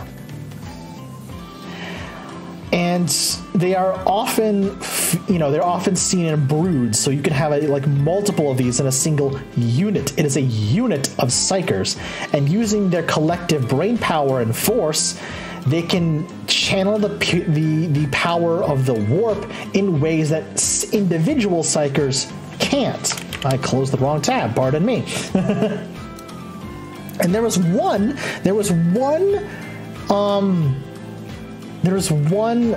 Zoanthrope specifically who grew so powerful and was so uniquely adapted to deal with Eldar psychers. It single-handedly destroyed an entire Eldar craft world, and when we cover the Eldar eventually, you'll see why that's a terrifying prospect. The craft world of Malantai was defeated, destroyed, and ultimately consumed by this one specialized and hyper-evolved zoanthrope, to the point where it received its own unique name, the Doom of Malantai. It's pretty terrifying, I'm not gonna lie. It's pretty terrifying. Now we get to the base, most run-of-the-mill Tyranid troops.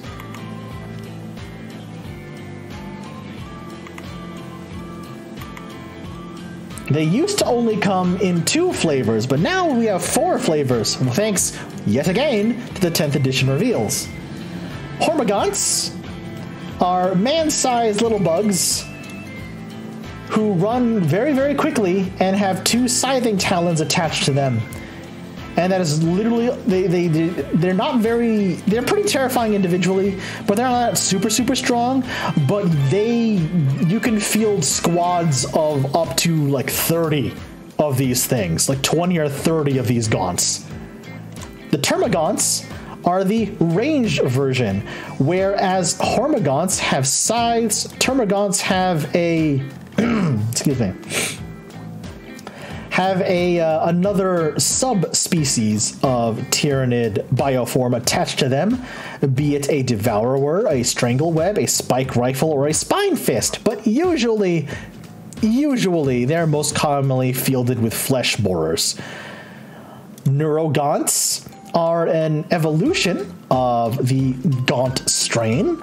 They have a parasite known as a neurocyte attached to them, and it is through those neurocytes and thusly neurogaunts that the psychic power of the hive mind is further focused on the battlefield. And the barbed gaunts are gaunts who have, while not as heavy artillery, say as a Tyranofex or a Biovore, they do have what are shoulder-mounted, what would be, I guess, considered shoulder-mounted artillery. Think rocket launchers to a Space Marine. That's what a Barb Gaunt has. Gene Stealers, I will talk about them when we get there. Oh, as you can see, chat. Pardon me, just stretching. As you can see, the Tyranid diversity of bio creatures and ways in which they will swarm a planet, destroy their defenses, and consume all of the biomass on the planet are many and varied. And you'd think, and correctly, you would think that you can't reason with these creatures, because you really can't. Any psyker that has attempted to contact the Tyranid hive mind has either died in the attempt or been driven mad by the attempt. However, they can be tricked. They can be lured, for better or for worse. Because this is when we finally need to circle back and talk about the Ordo Xenos Inquisitor Lord, Fidus Cryptman. He was the one who first discerned the threat of the Tyranid menace. He is the one who warned Marinus Calgar and the Ultramarines that that High Fleet behemoth was barreling full tilt towards Macragge. And most importantly, or shall I say infamously, he is the one who is responsible for the Octarius War, or more colloquially known as Cryptman's Gambit. Okay? So, Cryptman's Gambit, aka the Octarius War. There's a sector of Imperial space that was held by an orc empire led by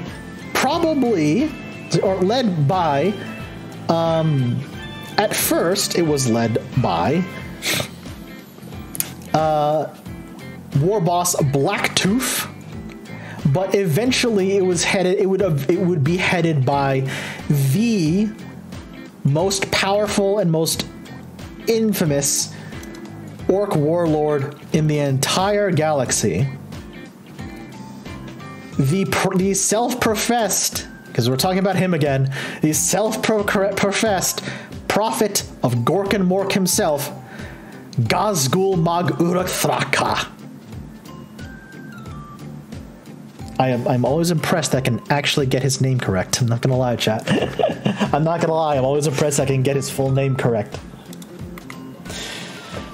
So, the Inquisition and their allies and all of their armed forces that they could muster within the Imperium, be it Space Marine chapters or Imperial Guard battalions and Guard regiments, what have you, they could not take Arctarius back from the Orc Empire that was stationed there, because they would fight, they would fight ever harder to defend it.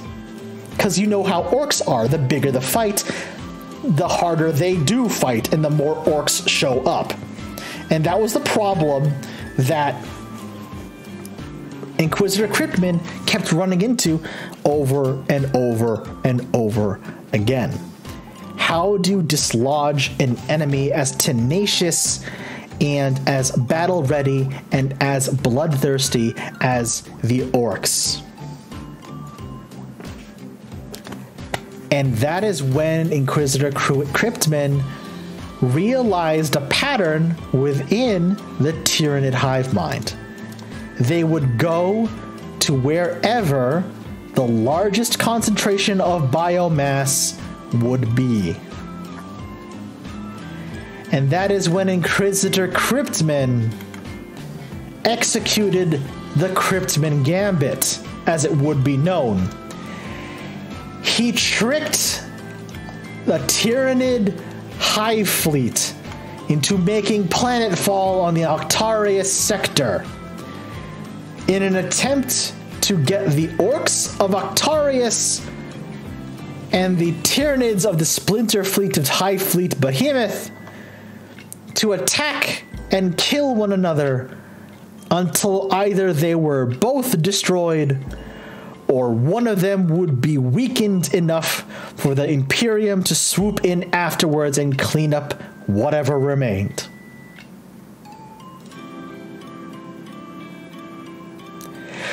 Do you see the glaring issue of this gambit? Do you see the problem here? Because Inquisitor Cryptman sure as fuck didn't.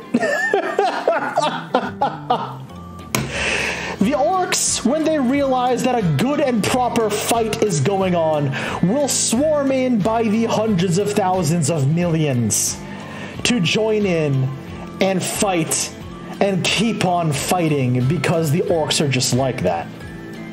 The Tyranids will adapt on the fly to whoever it is that they are fighting in order to keep on fighting. And as long as they've got the biomass, they will keep on creating new bioforms to combat whoever they're fighting.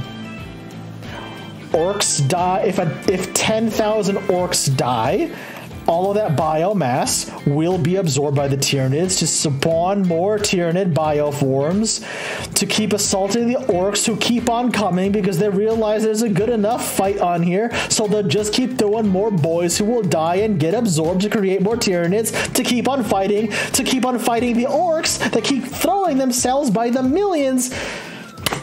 Do you see the issue? Do you see the absolute fuck up that Cryptman just created here? He literally created a self-sustaining feedback loop of endless war. Neither the orcs nor the Tyranids are getting weaker. In fact, both factions are getting stronger. Because the orcs that survive will teach the orcs that come in how to fight the Tyranids, and the Tyranids, ergo, at the same breath, spawn more Tyranids that are specialized in taking down orcs specifically. Orcs who are now specialized in fighting nothing but Tyranids for generations on end. Cryptman, you fucked up on a royal level. The Octarius War is just an absolute feedback loop. Feedback loop upon a feedback loop, on end without end, and it's gotten to the point where Cryptman is starting to like call more specialist units, such as the additional Space Marine chapters, specifically of the Death Watch, more Imperial Guard units, Adepta Mechanicus units, etc., etc. Hell, even Chaos are starting to get involved. Eldar as well, because the Octarius sector is home to some other crazy shit. Cryptmen will go down in Imperial history as having the single biggest blunder ever with the Cryptman Gambit. Because in attempting to rid the Imperium of two of its biggest threats, what he deemed two of the Imperium's biggest Xenos threats, he instead made both of those Xenos threats far stronger. far stronger. Cryptman, good job, you idiot. Good job, you idiot. So, before I gush about 10th edition and how cool all the new models look, I need to touch upon one thing that I have been skipping over purposefully, mind you, until now. There's a subspecies of the Tyranids known as the Gene Stealers. And these are incredibly dangerous Tyranid bioforms.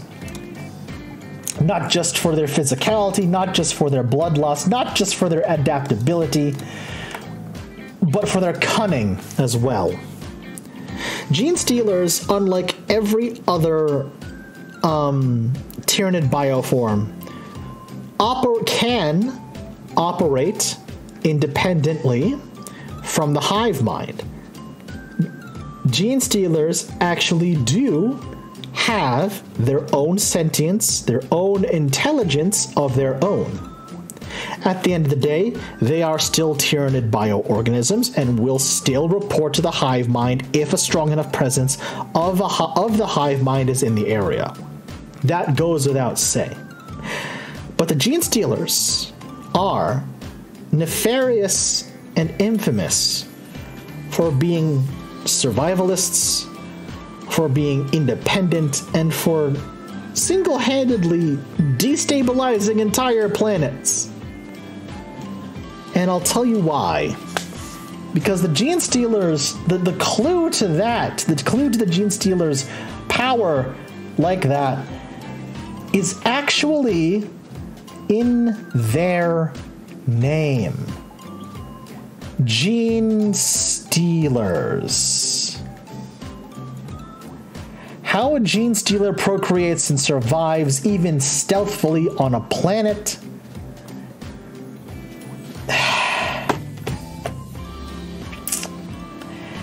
is going to be by this organ here.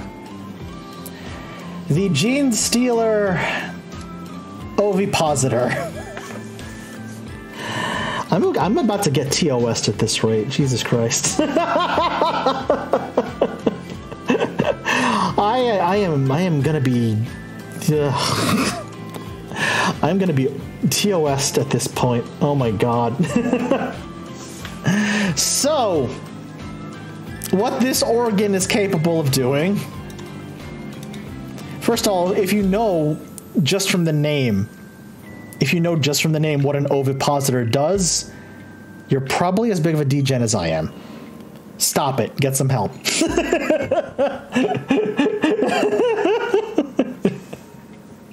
Moving on. If a gene stealer, what is now going to be known as a pure strain gene stealer, is successful in creating a brood on a planet and hiding itself away on a planet, it will start to infect members of that planet's populace with what is known as the Gene Stealer's Kiss. And using this organ, I'm not going to say the name again because it sounds uber sus, but it will use that organ, which is essentially part of its tongue, to imprint a small packet of its own genetic material into the body of the host organism that it has chosen. And slowly, over time, the Gene Stealer genetic code will start to override the genetic code of its host organism. And that is most easily seen in humans. Because for whatever reason, Gene Stealers have the easiest time infecting humans when it comes to creating what it will be known now as a Gene Stealer cult. Okay? So, here's where we finally start talking about a Gene Stealer cult. So after a person has been infected with Gene Stealer material, and when the pure strain Gene Stealer eventually evolves and becomes what is now known as a Gene Stealer patriarch, right? They become massive, bloated, disgusting creatures like this. It uses its now enhanced psychic link with the rest of the Gene Stealer strain that it has started on the planet, and it'll start to commune with them. And that is how it starts to build its brood. So within the first generation, after the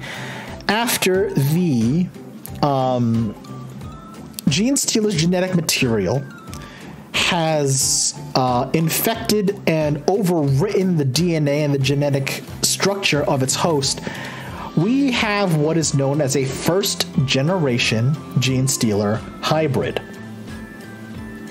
3 arms, still somewhat humanoid intelligence because it's intelligent enough to use weapons and utilize armor, despite having the claws and fangs of a Gene Stealer.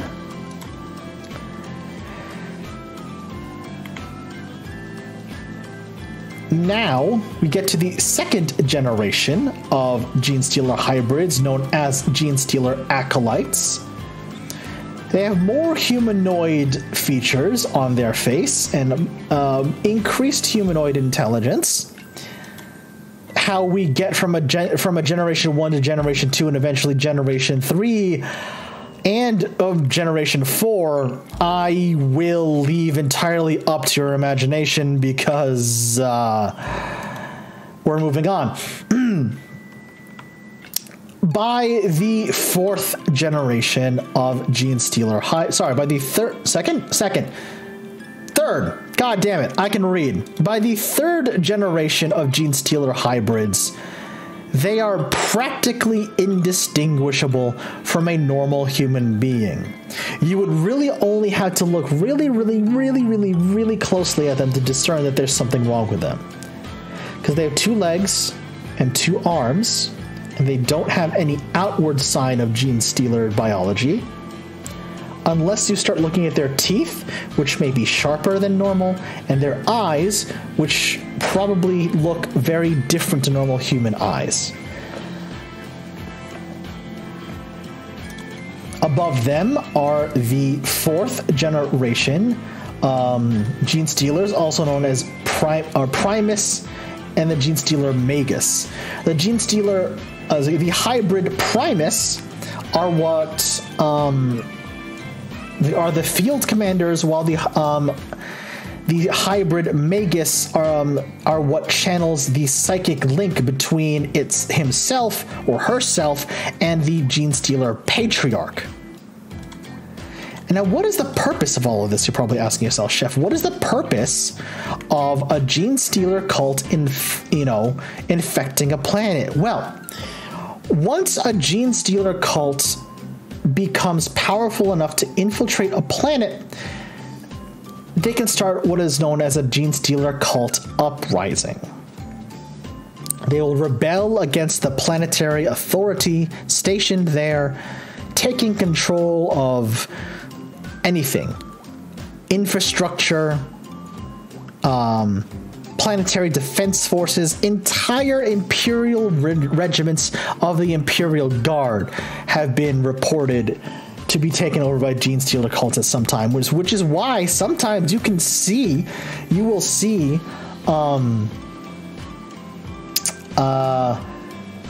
elements of the Imperial Guard weaponry and even Imperial Guard tanks be fielded alongside gene stealer cult uprisings. So again, you're asking yourself, Chef, what is the point of this? What is the point of a gene stealer uprising? Well, the more control and the more chaos and the more hybrids that are generated by each successive generation of gene stealer hybrid, the greater the gene stealer Patriarch's psychic strength becomes. He literally starts becoming fatter, more grotesque, more bulbous, because he doesn't need to hunt anymore. He can just feed off of the scraps, both physically and psychically, that the generations of gene stealer hybrids have been feeding him, right? So what is the point of that? Well, he becomes so bloated with flesh and psychic energy that a fully fed gene stealer Patriarch will start to act as its own psychic beacon for a Tyranid hive fleet. That's right. If a gene stealer cult is not immediately taken care of and eliminated and eradicated, if a gene stealer hybrid uprising is not eradicated and destroyed, sooner or later, that psychic beacon will reach across the stars until it catches the attention of a Tyranid hive fleet. And then you've got a full-on Tyranid invasion. And then what happens by then? Well, let's say a gene stealer uprising, a gene stealer cult uprising is successful. What happens then? Well, all of that biomass is essentially concentrated in one place, wherever the cult uprising started. So all the Tyranid hive fleet has to do is wander over to that planet, say, hey, thanks gene stealers, y'all did a good job for us.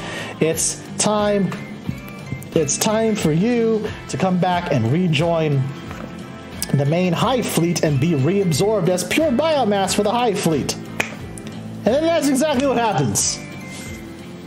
That is exactly what happens. Now, I'm sure you're probably asking to yourself, yet again, Chef, what about the successive generations of gene stealer hybrids? Don't they have their own free will? Not when the gene stealer Patriarch gets this powerful. Not when the Genestealer Patriarch is this powerful, and definitely not when the Genestealer Uprising is in action, is currently ongoing. Because at this point, the psychic link between the Genestealer Patriarch and all of his hybrids and cultists on the planet has reached a point where his will override the individual will of any other Genestealer hybrid on the planet. Oh yeah. It's like a microcosm of how a Tyranid Hive Fleet works, but instead of an intergalactic scale, or in this case, I suppose, extra galactic scale, it is on a single planet. Genestealers are terrifying. Let me tell you, Genestealers are absolutely, absolutely terrifying. So, to close out this episode of Warhammer 40K Lore Deep Dive, I just want to point out something. I need to point out something to you, chat. Okay? So, with all of these new Tyranid incursions into the galaxy, a lot of questions are often asked as to the origin of the Tyranids themselves. We know that they existed outside of the Milky Way galaxy and have thus been invading the Milky Way galaxy with all of these different incursions and hive fleets, correct? That was the working hypothesis for the longest time. That they are an invasion force from outside the galaxy, that they are here to steal the biomass from the galaxy and move on and do it again in another galaxy until every single world in the Milky Way has been consumed and stripped bare of biomass. That is what they thought. However, Ordo Xeno's Inquisitors, as well as Imperial biologists, xenobiologists specifically, studied the incursion pattern of the Tyranids as a whole. They're really only invading from this area, what is known as the Galactic East. They're really only invading from one side. And they don't claim any territory. All they do is strip biomass down from planets and move on, as if they're collecting biomass for themselves, not as a form of conquest, but maybe as a form of survival. The leading hypothesis for all of these Tyranid incursions into the Milky Way galaxy is a rather terrifying one. And I say that knowing that this is, you know, the realm of Warhammer 40K that we're talking about here.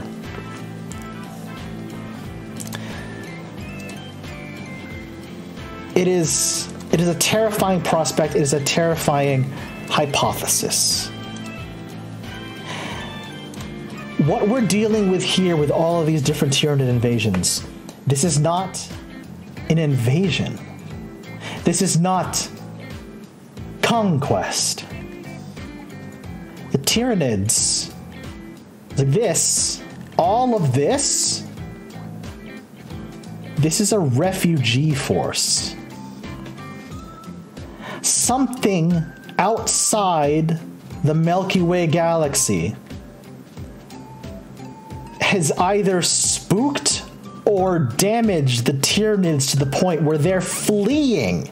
They are fleeing something, and they see the Milky Way not as some place to conquer and consume, but as a rest stop, as a haven, as a refugee outpost for them to consume biomass, essentially refuel, and then return and face whatever it is that is chasing them.